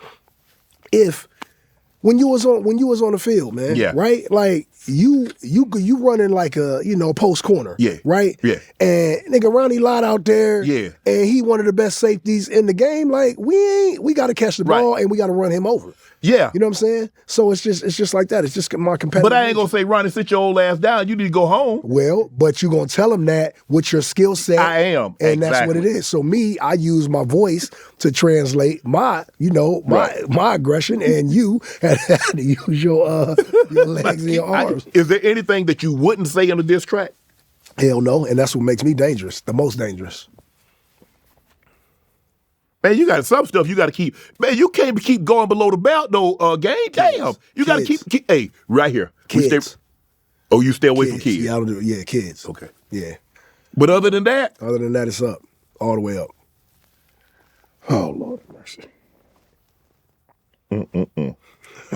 So do you go looking to start beefs? Sometimes I do, man. Sometimes I find myself in beefs I don't have no. You ain't got no business. Nah, man. But it's just my competitive nature, man. I get angry sometimes when, But you ain't even in the game. Huh? You ain't in the game. They playing basketball, you a football player. But I'm always in the game, man. Sometimes I sub myself in. That's what I'm saying. They got too many men on the field, man. Yeah. Sometimes, man, in like certain sports, man, somebody on the bench get mad, they just run in the game. Yeah. You seen that happen before. Collab. Is there anybody that you haven't worked with that you want to work with? There's one collab that I always wanted that I'll never get, and I wouldn't do it, post their death. It's Amy Winehouse. I'm a huge Amy Winehouse fan. Yeah. I saw her documentary. Amy it was so Winehouse, sad. man. She can sing. Lord have mercy. I'm a big fan of Elton John, too. Okay. Yeah. Just like abstract collabs that nobody would ever see, man. Like, You said NBA YoungBoy is this generation's Tupac. Mm-hmm. Why you feel that? Well, number one, it's not, I didn't make the decision.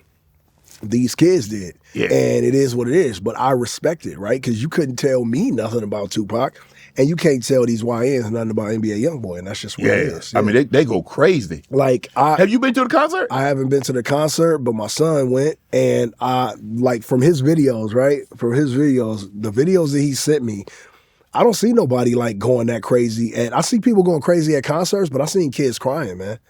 I seen kids crying, and I ain't seen nobody crying for nobody outside of maybe like Michael Jackson. I seen people crying. Morgan Wallen. Michael Jackson is the cry maker.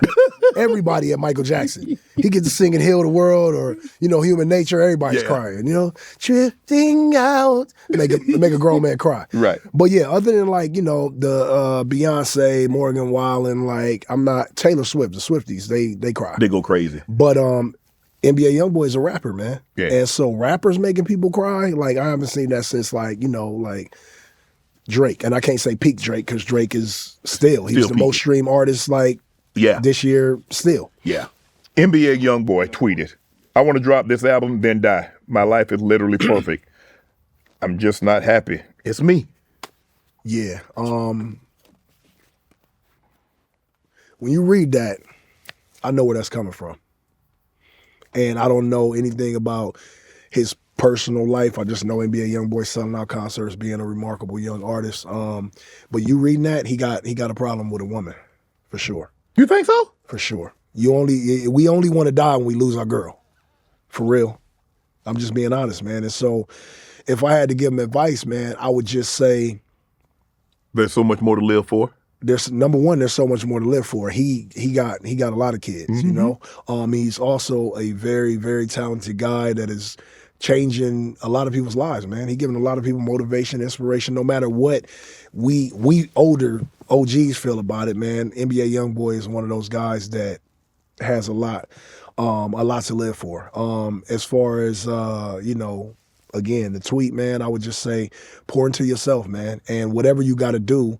Because I'm assuming that's either it. Like, it has to be about a woman. Anytime that I wanted to kill myself, it was probably about a woman, and he probably just throwing that out there. And God forbid that he, actually does something to himself. I don't think he would do that, and I really hope he doesn't. But just again, it's what I told you at the beginning of the show, man. Maybe he needs to take a break from music and pour into his family, his girl, his kids, and do Himself. that, because I find myself being my happiest self when I'm surrounding myself with people that love me the way that I love them. So I would say tap into that.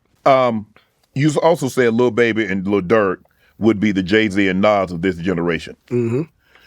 Durk, I had G Herbo, and Herbo like, man, look, in my heart of hearts, I believe Durk gonna come home.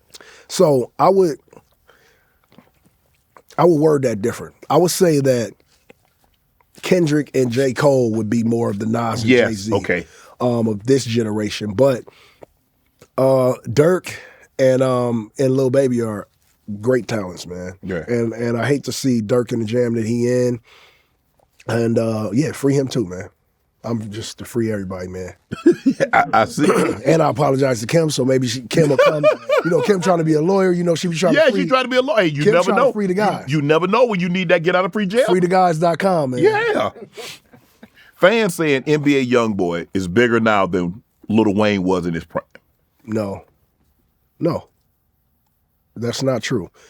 Wayne is one of those guys, man, that I know NBA Youngboy in his heart of hearts, staring in the mirror, knows that he aspires to be Right. that great. Now, I'm not saying that he not on the road to greatness. Right. Because NBA Youngboy, this is the resurgence, Right. in his in his career. He had a little legal trouble. Yeah. Had to sit down for a minute. Go to Club Med. Club Med. Everybody don't know what Club Med is. I don't know why I wanted to go so bad, but then my grandma told me, boy, that's for old people. Yeah. But yeah, man, I think that NBA Youngboy, if he keeps going, man, with his generation, right? Because the people have to put you in these, on these pedestals. So I think that if he keep going at the rate that he's going now, man, and selling out these arenas and making these kids go crazy, man, that who knows, man. But Wayne is the GOAT, man. Where would you put Wayne? Because like when people's like, okay, give me your Mount Rushmore, they have Nas, they have Jay-Z, you have this rapper. Where do you put Wayne? I think I've got to the point in my life where I don't like putting artists in order. I just know Wayne with Jay and Pac and Big and M are all Andre 3000 and the other guys, Biggie, are all in the top 10. Yeah, scribbled, scrabbled up there, man, in no certain order. I just think that I know for sure that Wayne's up there. But Youngboy tried to charge you $150K for a verse. I think that was his team, man. I can't see Youngboy doing that. But that's the going rate. It's the going rate, but I just think it was like the wires got crossed, because I've never paid for a verse in my career. Time different.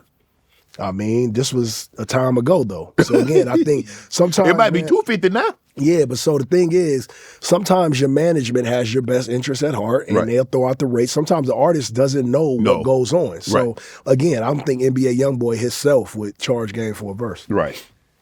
What's the most money you charge? You charge for a verse? Yeah. Whoa. Yeah, but here's the thing. I don't charge my friends or rappers that I think are top tier for verses. I just don't. Okay. But then a lot of people. But see, that's how the rich stay rich. Yeah. Who get all the free stuff? People that can afford it. Mm-hmm. Who get all the free verses? Artists that can afford it. Yeah, you're right. What am I supposed to do, man?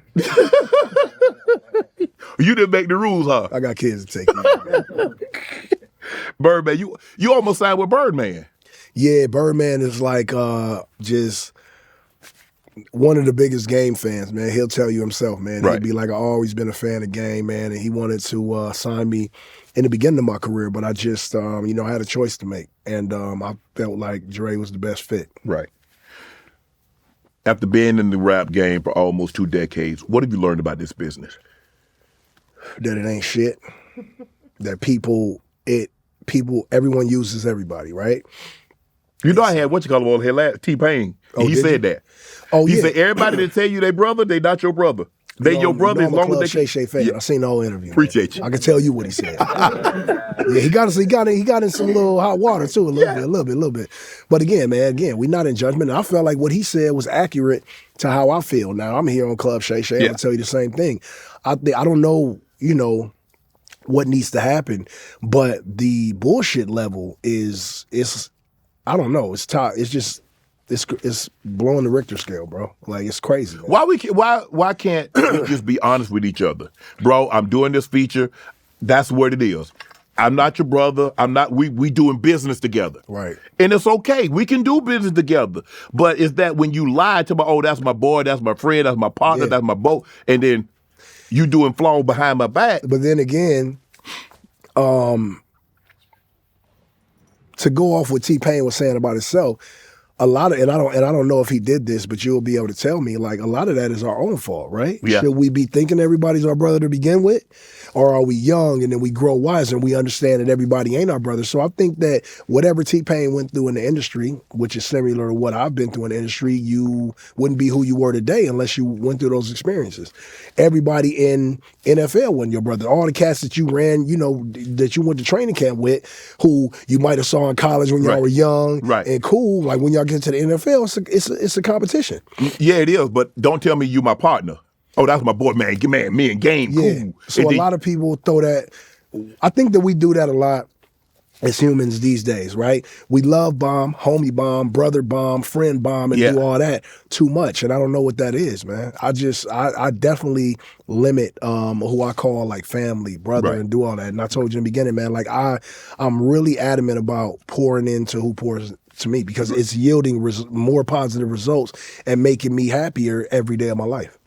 So is it a situation in the business you like, hey, ain't nothing going on that ain't ish, but the bad contracts, you feel like people push you, you signed some bad deals, you got put in some bad situations? I feel like there's a mass agenda to take advantage of younger, talented artists that transcends music. It goes into every business in the world, whether it be Wall Street or the NFL or the NBA. Like, of course, if you don't have the right representation and you allow them to, get you, put you in a contractual situation where, again, you are rendered helpless, it is what it is. You got to get your team up from the beginning. So all younger artists sitting here watching me speak should make sure that they lawyer is top tier and they team is on point, and you trust in the people who are down with you in the early stages of your career. You built something like Birdman and Slim. Right. Birdman been winning for I don't know how long. Yeah. You could be mad as you want, but he good. Yeah.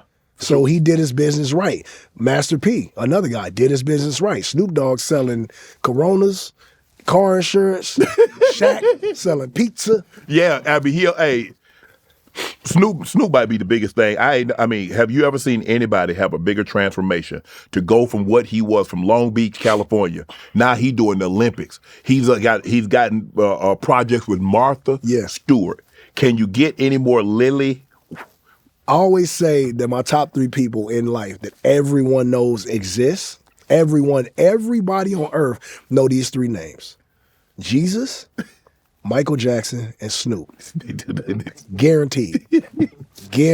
Yeah. Once Snoop got with Martha Stewart, it was up. Because that's a match that nobody saw. Yeah. Nobody saw. Snoop get his money, man. Yeah, I ain't mad at him. The Navy SEAL, the one that killed Osama bin Laden. Robert O'Neill? Yeah. Yeah. Was listening to Red Nation. Mm-hmm. How did that make you feel? That made me feel kind of cool, I ain't gonna lie. Some things like, you go through your career, man, and you got certain accolades that mean a lot, and some you could just be like, all right, but that one was that was a big deal. When you write a song, Are you thinking about the environment or the people that could potentially listen to that song? Or you just write the song, you write how you feel in that moment? I just write how I feel in that moment, and then at the end of the day, but you know what? When I write songs, I'll write a verse, and a hook, and if I don't feel like it's gonna be like great, then I just won't finish it. You know? Right. So I'm not wasting time in the studio. So you write the verse before you, because like you hear like Hove just be like jumping, he hear the beat. I don't think he write though. I think he just like Wayne don't like write stuff. Wayne don't write at all. But see those guys, man. But see the difference between me and them is they were always rappers. You know what I'm saying? Like they've been rapping for so long. Me, I chose rap to save my life, so I had to learn how to rap. Okay. You know what I'm saying? Like really learn, and it was based on like Wayne was already. I think Wayne might have been in rap longer than Jay-Z. But yeah, I studied Wayne, early Wayne, and all that. So it's like those guys are different, man. The things that I've seen Wayne do in the studio is just remarkable. Have you written for other artists? Yeah, a lot. Where are you on ghostwriting?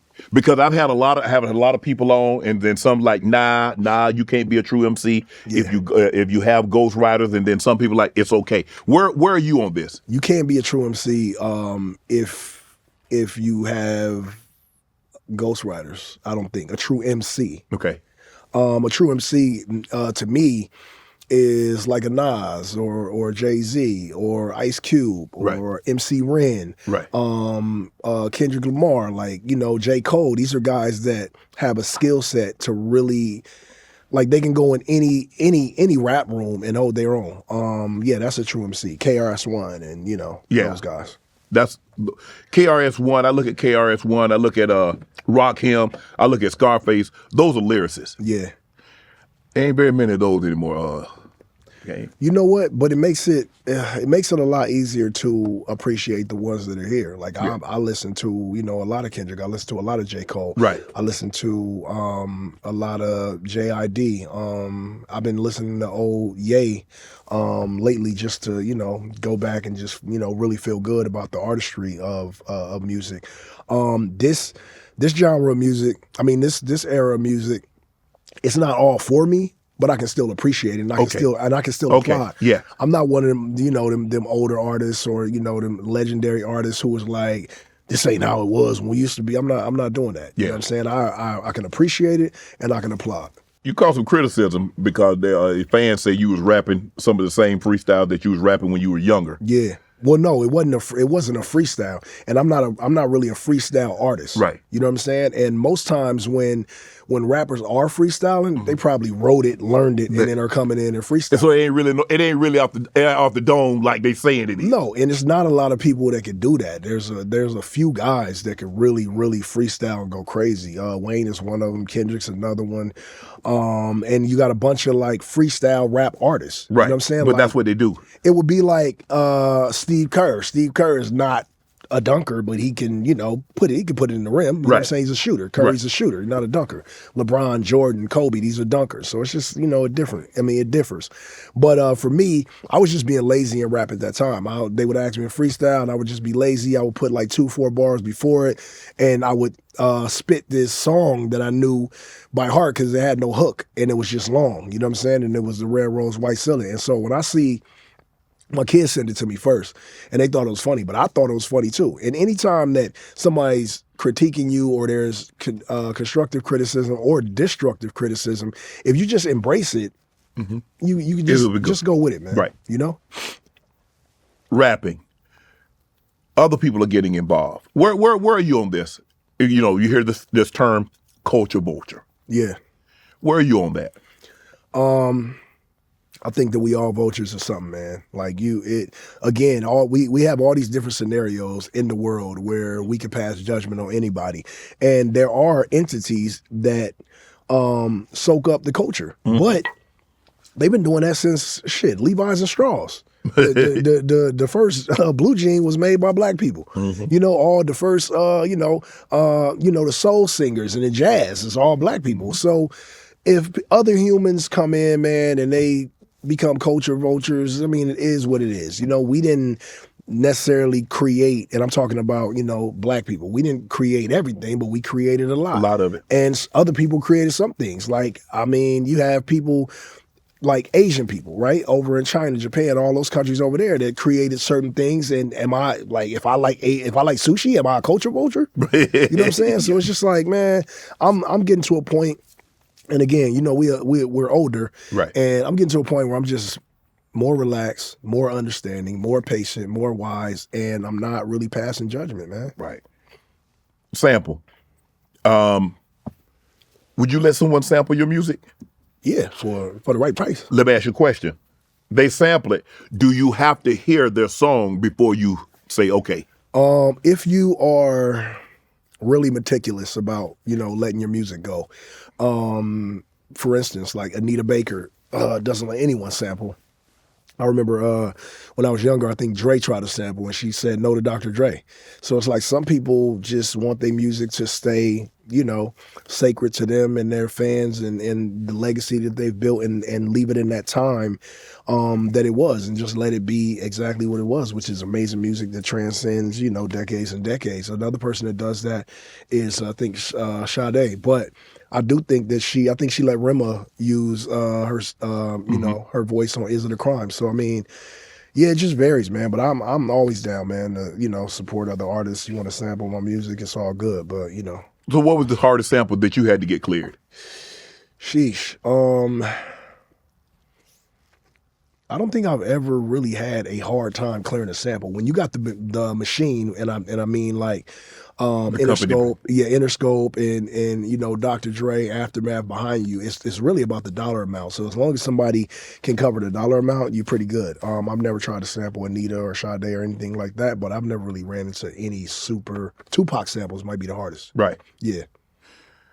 Where are you on streaming? Because I get a lot of, some people love it, some people that hate it, some people say it's destroyed the music industry as far as albums, being able to sell albums, because it seems like everything damn near goes straight to streaming now. I think it's another ploy that the mass agenda came up with to shortchange The artists. talented people. And so I'm impartial to it. But then people are getting streams in the billions. Yes. We weren't selling billions of albums. So, it's just, it is what it is. This is where we're at in life. We're streaming music. We phased out of CDs and records and 8-tracks, and you just got to go with the times, man. And the person that told me to do that, to have longevity, was Ice Cube. Wow. He said, you have to embrace where hip-hop is right now, man. And not worry about what it used to be. No. Man, I remember with it, because the old timers, man, I remember back in my day. You're not back in your day no more. And it ain't coming back. It's not. Right. Best hip-hop album in history. Best hip-hop album in history. Jesus, man. For me, personally, Miseducation of Lauryn Hill. Wow. For me personally. If I'm not mistaken, but didn't that get voted like the best album of all time? Oh, did it? I think it did. Oh, wasn't it Apple Music? Yeah. I think Apple Music I didn't voted know that. That album, I question it. I listen to it. I ask myself how while I'm listening to it. Right. Everything on there from start to finish is seamlessly classic. And so, yeah, it's funny that it's number one all time. Apple Music. Yeah, it's crazy. Yeah, I think that's it. What's the best rap album? The best rap album of all time for me. This is tough, man. The Chronic. Wow. The Chronic. Yeah, that album set us up for a very long time. And I mean, again, man, Snoop is selling Q-tips, Coronas. Come on, man. And wasn't that more like you? Do you feel like? I mean, I feel like this. It was more Snoop's album, than it was Dre, because Snoop. It was definitely Snoop's coming out party, and Snoop wrote the rhymes too, all of them. For the most part. So yeah, him and Corrupt. But yeah, Chronic album is crazy. Now that you're not 24 anymore, you done fighting in the streets? Am I not? I don't know. I looked at myself before I left. I'm looking 24ish, baby. Yeah, man. You know? Man, you gotta let that go, Gabe. Nah, man, I'm on my Jim Jones Fab Mano stuff, man. I'm a, you know what I'm saying? I'm a YN out here. Nah. Hey, what about would you do an exhibition boxing match? If the money right, I'll do it. Win, lose, draw, it don't matter to me. Just get the bread right. No, I ain't taking no L. I gotta feel like. I mean, hey, at the end of the day, man, I'm not a professional boxer. So if somebody got the right bread, I'll get in there. I guess another man. non-professional boxer. For sure. Yeah. I'm taking that off top. And you throw me an extra couple million, I'll fall. I'll fall in the third. Man, you gonna taste the canvas? Take a fall. I'll make that shit look like the most dramatic fall you ever seen. depending on the dollar amount. Did you beat Mike Tyson in an arm wrestling match? For sure. But again, it's the older Mike Tyson, man. Oh, so you caught him when you like 55, 56? Yeah, man. A few years, I think it was like 2 years ago. He definitely strong, but I definitely won. And it wasn't like I won. It wasn't close? No, I won. No, it was a little tight. Tough. But I definitely beat Mike Tyson in arm wrestling. And you know he gonna laugh about it like, I can't, y'all just playing with, you know. I might do this thing. But I definitely won for sure. Hold on. Tell me about this dating show that you was on. Change of Heart. Yeah. You'll try it. You know what? I wasn't 24. I was 18. Okay. I was 18. My girlfriend at the time, bro. Listen, we were laying in the bed, chilling at my mom's house. Right? Okay. We was watching TV. Commercial came on. If you want to be on Change of Heart, she was like, we should go on there. I was like, okay, cool. She was like, they pay $1,000 for every couple.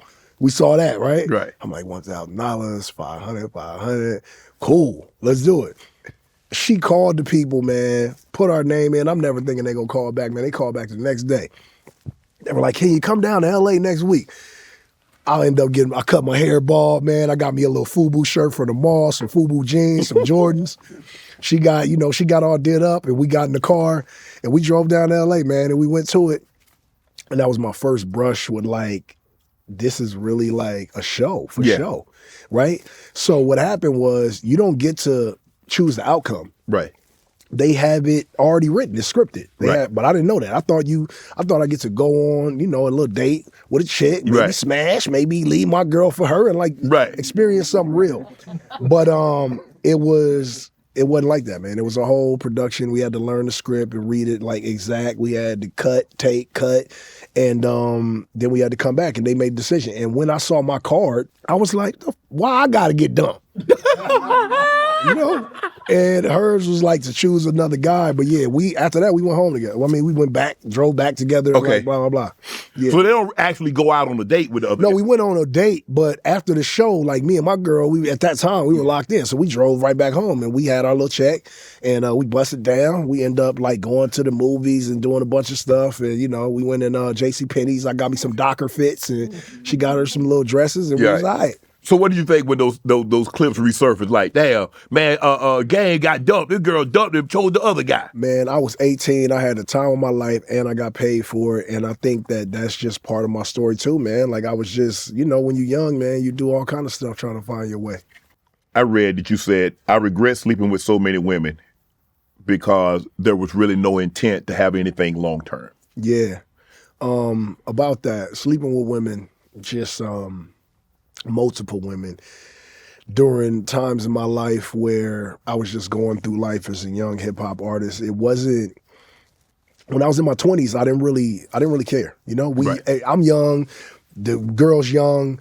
They having a good time. I'm having a good time, and that's it. I keep your number in my phone, and then we'll talk again, or maybe we won't. Right. As you get older, man, you start to realize that because I have a type of woman, like I'm into classy women, yeah. You know what I'm saying? Classy, independent women who are like not easy, meaning that money and like fame ain't gonna really get you this type of woman. You got to be charismatic, funny, and you have to be a gentleman. These are the type of women that I'm attracted to.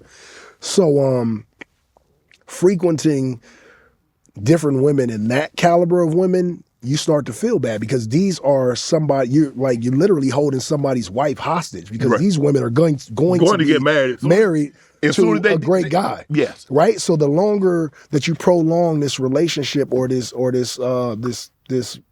relations with this person you have no intention in having a future with, man, the worse you feel as you get older if you have the type of heart and conscience that I do. So yeah, I had to slow down on all that. Did you feel like you were a womanizer? Yeah, for sure, 100%. And I don't think it was fair to anybody, not even myself. Did you apologize to him? Now that's a long, I'm big on apology. I'll be apologizing until next Christmas, man. You once said that men should stay single unless they're ready for a 2-week minimum of $200 lashes, $300 hair, $250 nails, 200 toes, 200 makeup, 500 lunch money, 500 drink with the homegirls, and $1,000 for clothes, not including rent, car note, bill help. Yeah, I think that is bare minimum for a woman that you're taking serious. 500, 750, 950, 1150, 1650, 2150, 2250, not including rent, car note. Damn. Yeah, man. So that's like $5-6 grand a month, gang. That's low. That ain't, $5 grand. Oh yeah, for LA that's really low. Like we live in Los Angeles. Yeah, man. for sure. Even if you give a woman $5 grand, right, and she has a decent apartment. Yeah. That's it's $2,700 for a decent one. Easy. She has a car, no car insurance. That's gonna be about $1,000. So that's $37, right? She got She riding the bus for $1,000 a month. Her self-care. Her self-care, man. That's gonna be about $1,000. Yeah, so because you want to look nice. Now you have $4,700. Yeah. So then the bill, cell phone bill, all that, she gonna be flat broke. Yeah. So what I was saying is, if you're going to take a woman serious and you're the type of man that I am, like I'm a caretaker. That is my You love. take over everything. You hit the door. You like, I got this. I got you. If we're exclusive, this is what I think that you deserve based on how I was raised by the 3 women that I was raised by, which would be my aunt, my auntie Pat, my mother, and my grandmother. There was a lot. Cam Newton caused a lot of controversy that he asked this girl who she been with. Don't do count. that. Don't do that. Don't do that. Because we- he said he didn't want to be keying in some guy's face, knowing that. I don't mind. Don't tell me. I'm with you. Yeah, I don't I'm want to with know. you when you're right now. Because we always be like, you got to give women credit because they strong. We do a lot of bullshit and women put up with it, right? Yeah. But women lead with emotions. We lead, what we lead with. Mm-hmm. And so, sometimes, my girl asks me, like, what is it? And I be like, I don't know.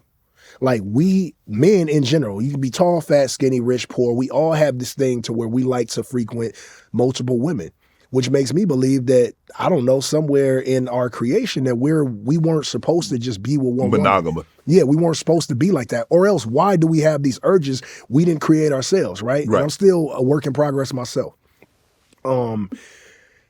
But women, they're faithful and they're intuitive and they know when you're doing it anyway. They just know somehow. Right. But yeah, women lead with their emotions. So take this. Your girl, most women, right, especially the good women, they're not just going to go and have sex with somebody. No. They're not. They have to be fully moved on. They're not even going to do it for revenge. They have to be emotionally detached from you to move on. Right. We can be in love with you, still go have sex with a woman, and as soon as we get that post and that clarity, we are Scooby-Doo legs back to the house. Hey, baby, how was your day? Hella like walking in there like, we don't know what's going on. But yeah, man, like women and men differ in that space, man. And so, as men, as real men, we just got to do better. Where are you on your homeboy? Your homeboy dating this girl, she 5'10", 165, nice hair, lashes, nails. I mean, she nice. 165 is thick. Yep, 5'10" though. Yeah. Yeah, she on up there. You know what I'm saying? She on up there. You know what I'm saying? Like yeah. stack. Yeah. Stack like dirty laundry in the dorm room. Yeah. You know what I'm I saying? don't want no issues, Clay. So, they break up. You cool with hollering at her? I think I'm cool with that. Oh, no. The answer was no. Here's the thing. The answer is no. No, it ain't. Let me tell you why. Let me tell you why. The reason is love is a really mysterious fruit. And the woman that's dating your homie, Yeah. that might be your soulmate. You don't know. And if he didn't marry her or he doesn't have children with her, then she just goes back into the single market with everybody else. For somebody that don't know her. Right. But I just feel like, Which is me. I feel like it's better if you know her. No, it's not better. Yeah. No. Yes. So how you invite your homeboy? Hey, homeboy, come on over, man. Let's watch the game. Hey, look. And then here she come Let me trotting tell out you there. something. Hey, gang, what you want to drink? No, but guess what? Again, the type of woman that I'm attracted to is never going to date my homie. Ever. Never. I mean, never and ever is a long time. It That's hasn't perpetuity. happened. I'm half dead. Because I'm saying, when I was 45 3 days ago, when I was 45, you double that, that's 90. I mean, maybe I lived at 90, but I'm on the other side. Oh, So yeah, I'm for saying, sure. Like, yeah, man, I gotta be real, a realist. And people would agree if they honest with themselves. But you got a lot of people, they gonna cut this up, they gonna see clips, they gonna like, Game say you should fuck with Yo, your I'm talking about your homie. What I ain't kind talking of about homie? I ain't talking about somebody in the industry that you was cool with or something like that. I'm talking about your homie. I feel like if you guys are not engaged, not married, and you do not have children, that woman is fair game. She's not fair game. I don't know. She is off the game. She off the block. I don't know. Agree to disagree. So where are you on spinning the block? I don't really spin the block, man. I feel like what's in the rear view is in the rear view. And then like I know. Mm-hmm. Ain't nothing like that new. I don't know. I'm just, hey, maybe it's time for me to spin the block. Let me know how that work out for you. You had a reality show called Marrying the Game. Yeah. You still want to get married? Yeah, I want to be a husband. You'll be a husband? Yeah. I mean, just in title, or you want to be a husband? No, that's why I'm not married, because I ain't been right. I haven't been husband material up to this point. I think Right. But I think that I'm the best version of myself that I've ever been now, as far as relationship is concerned these days. Have you been engaged? I've been engaged twice. Who called it off, you or her? I think the first one I called off because I was just immature, 24. And then the second one, my kid's mom, she called it off because I was running around. You got the bad, huh? She a school teacher, man. She just wasn't going for the disrespect, the public disrespect. Yeah, for sure. know? You have a new kid, Mm-hmm. and it's, boy, they tearing you up, Gabe. I had to look at it. They were tearing you up. Tear me up, man. Yeah, because, man, it's like, how you have a kid from your friend's dog? Yeah, so the thing is my kid's mom went to Evelyn's baby shower, but they are not friends. Okay. She just went to the baby shower. Okay. You know what I'm saying? If Yeah. you go to a Taylor Swift concert, it don't make you and Taylor's, Yeah. friends. Right. You're just there. But yeah, so the public, fans or whatever, they just got that part, twisted. Like they're not friends. Okay. So you just happened to be at the shower. She just came to her baby shower. Okay. I thought baby shower was like invite on, but okay. No, Hey man, you got to get with these women. But what I can tell you is they're not friends. But again, man, when you're dealing with grown and mature and classy women, man, you notice that they don't really speak much on it or have anything to say negative about it or feed into the internet's pool of explanation. Did you know who she was when you saw her, when you met her? Yeah, for sure. But then again, I don't be having no filter sometimes, Shannon. I am a work in progress. So, I mean, you like classy, you like independent. So this might I like be, two peasies too. Yeah, two. She might come from this might be your best chance. Yeah. Who might be my best chance? Situation you in right now. Oh yeah, hey, you never know, man. TikTok, You never know. TikTok. I'm on the clock for sure. Yeah. My grandmother used to tell me, man, we only live for 10. You know what that is? No. That's it's in the Bible. I think every score is 20 years. 20 years, 10. yeah. So 70 years is, if you live 70 years, then you lived a good life. For sure. And you should. We almost you Oh, almost. I got 57 summers under my belt. See, I know. 13 more, man. You gotta, you know. So I better get on the ball. Not saying that after 13 more you're gone, but I'm saying like, you know, after 13 you lived a good life. Just in case, I better speed up, huh? Yeah, man. They talk about, man, you need to slow down. I got less time. I'm you better speeding start up. looking at your homie's exes. It might be, No. You know? Oh, Hey, yo, no. watch we gonna see Shannon end up engaged to one of his homie's exes. No, that ain't gonna happen. The love of your life. No, absolutely not. Would you ever abstain from premarital sex until you were married? I don't think I'm that guy. I think I'm raw diggity dog. I ain't gonna lie, man. Sometimes I can't even find the condoms, man. Come on, Gabe. Come on, man. Oh, Lord have mercy. You would know. You wear your shoes with no socks. Same thing. You like to be free. Come on now. Come on, man. Let the church say amen in here, man. Matter of fact, No restriction. you know. Cheers, man. Touche. In there, man. Oh. God damn. See, early offset dimension. Hey, but you caught some criticism. Man, you at the wedding. How you hug the man's wife like that, Gabe? Yo, that's like my sister, man. It's See? like, Yeah. The internet is terrible, man. Yeah, it is. I've been knowing Kamaya for so long, man. I'm good with her. Like, people see that, but they don't see me, you know, in a picture with her dad, in a picture with her mom, and then Brad is my dog. Like, that's my dog. That's like my brother and my sister. You know what I'm saying? So it is what it is. But the internet always gonna find something out of something, man. Yeah, man. I don't know about you. You talk about you date your homeboy girl. Yeah, not that. That's literally like my sister, man. So what type of father are you? What type of father you? If you're, hey, come talk to your dad. You stern but fair. I mean, what type of dad is Game? I'm an open book. Just keep it 100 and we won't have no problems. Don't lie to me because I'm gonna catch it.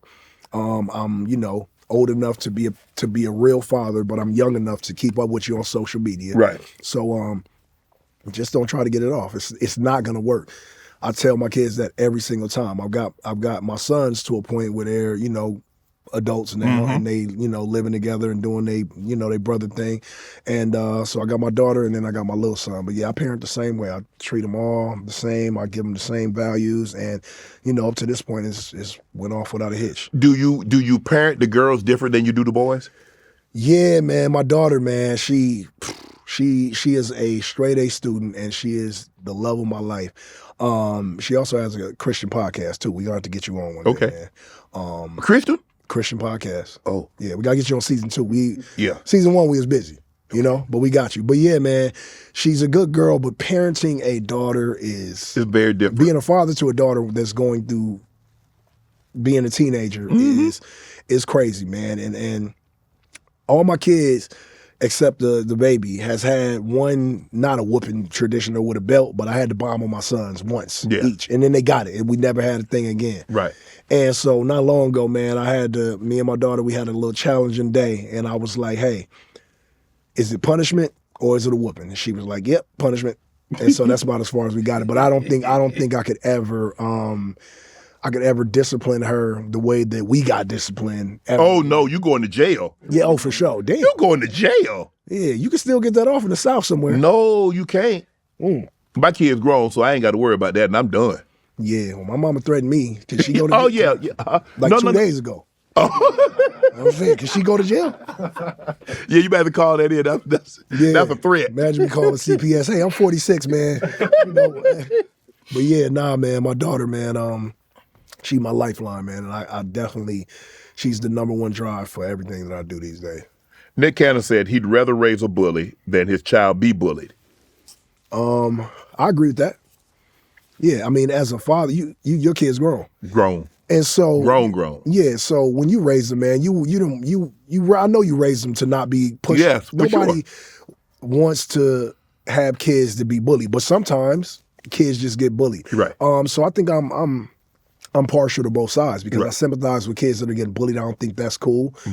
And being a former bully, but I bullied different. Like I bullied all the bullies in school. Right. You know what I'm saying? I've been like the same height since 5th grade. They thought I was gonna be a giant. Right. But yeah, man, my kids are not, my daughter don't fight, but she shouldn't. My daughter's like, Dad, what would I, if somebody tried to fight me, what would I do? Like, I was like, you just, you put your arms, and she's like, oh no, I could never. And I'm just like, hey, well, be a princess. But yeah. And she 5'9", Right. But my sons, they with it. How do you parent the oldest two boys compared to the youngest now? How are you parenting different? Because that was a long time ago, gang. Yeah. I think I'm more seasoned as a father at this point. And I think, for the most part, during these stages, the early toddler stages, I think it's all mommy and all financial support and presence from the father. But the mom has to do the day-to-day, and so I think that's just what it is. And it yields better results when you let the mom take control and you just there to support, whatever they may need, no matter what that is. What's the key to co-parenting successfully? To let the woman just run it. Let her pick the school, pick the clothes, and you just pay. That's it. Shut up. Is it hard to discipline a child? Because I found it very hard to discipline my child when, they do something and their mom would call me. I was like, well, what do you want me to do? I'm not there. Right. So it's really hard because I don't want the child that when they see me, I'm playing, and when they see me, I'm all in your face like that. You know what I'm saying? So it's like, take care of it. Now, when they're under my roof and they misbehaving, it's obviously. But how difficult is that for you when the kids were growing up and you weren't there on the day-to-day and they call you, it's like, man, gang, they didn't call you, probably call you by your government name. We just, we do it like the feds do. We just build a case. And when I get back, I'm gonna get with you. Man, then I got a RICO charge, y'all. I'm gonna hit you with the RICO. You did this, and that. We're gonna let it stack up if I ain't there.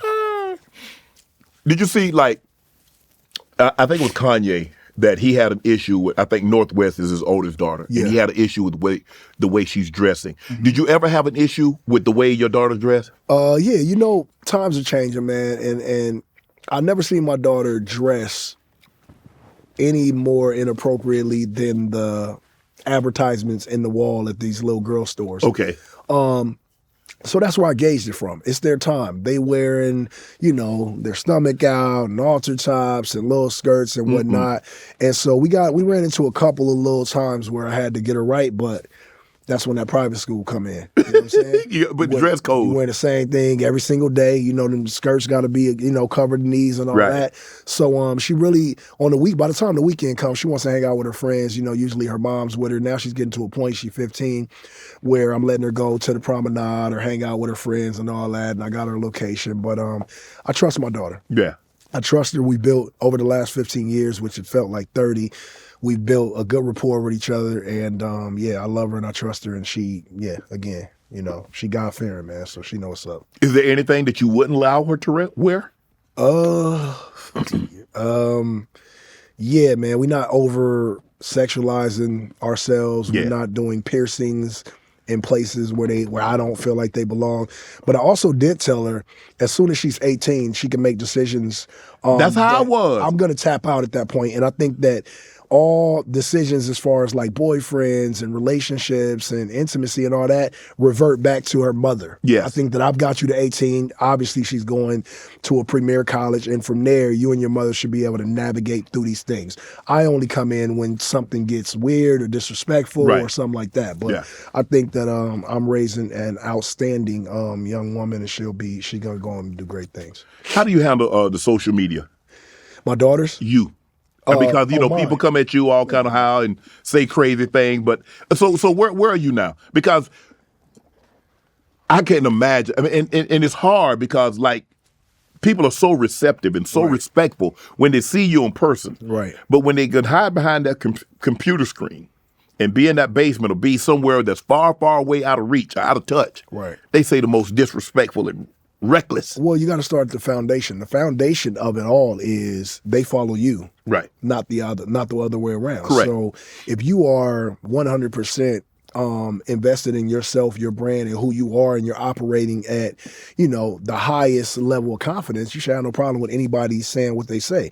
It would be like the Walton family in Walmart's. Like everybody ain't gonna like the chicken in aisle 3, but we Walmart and we got 100,000 of these stores, and you can't please everybody, man. So I don't even, if I catch some bullshit, I'll go in there and be a troll, know. I have my 50 moments where I just go and don't care and make comedy out of it. But for the most part, I don't even read it and I don't even care about it because it is someone somewhere unhappy with themselves, diving in with an opinion that no one else cares to hear except, this platform. So, and I think a lot of times these days we lose sight of what social media is. It's literally social media.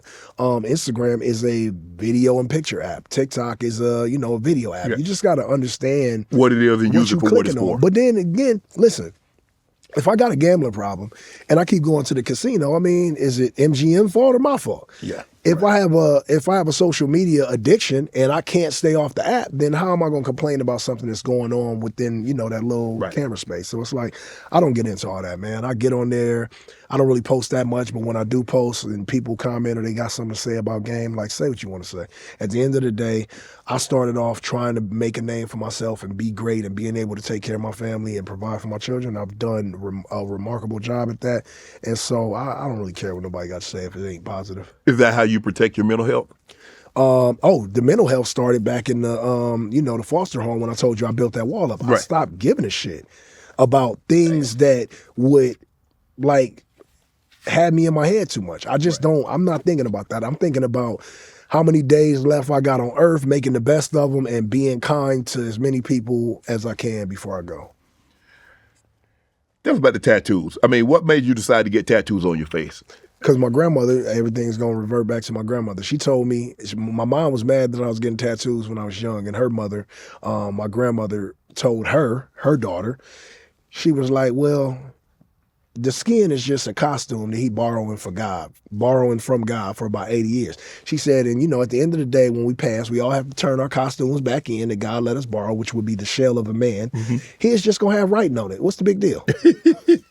And so from there, man, I just went crazy. And tattoos are addictive, man. Once you get one, you just keep on going. I ain't got none. Good, man.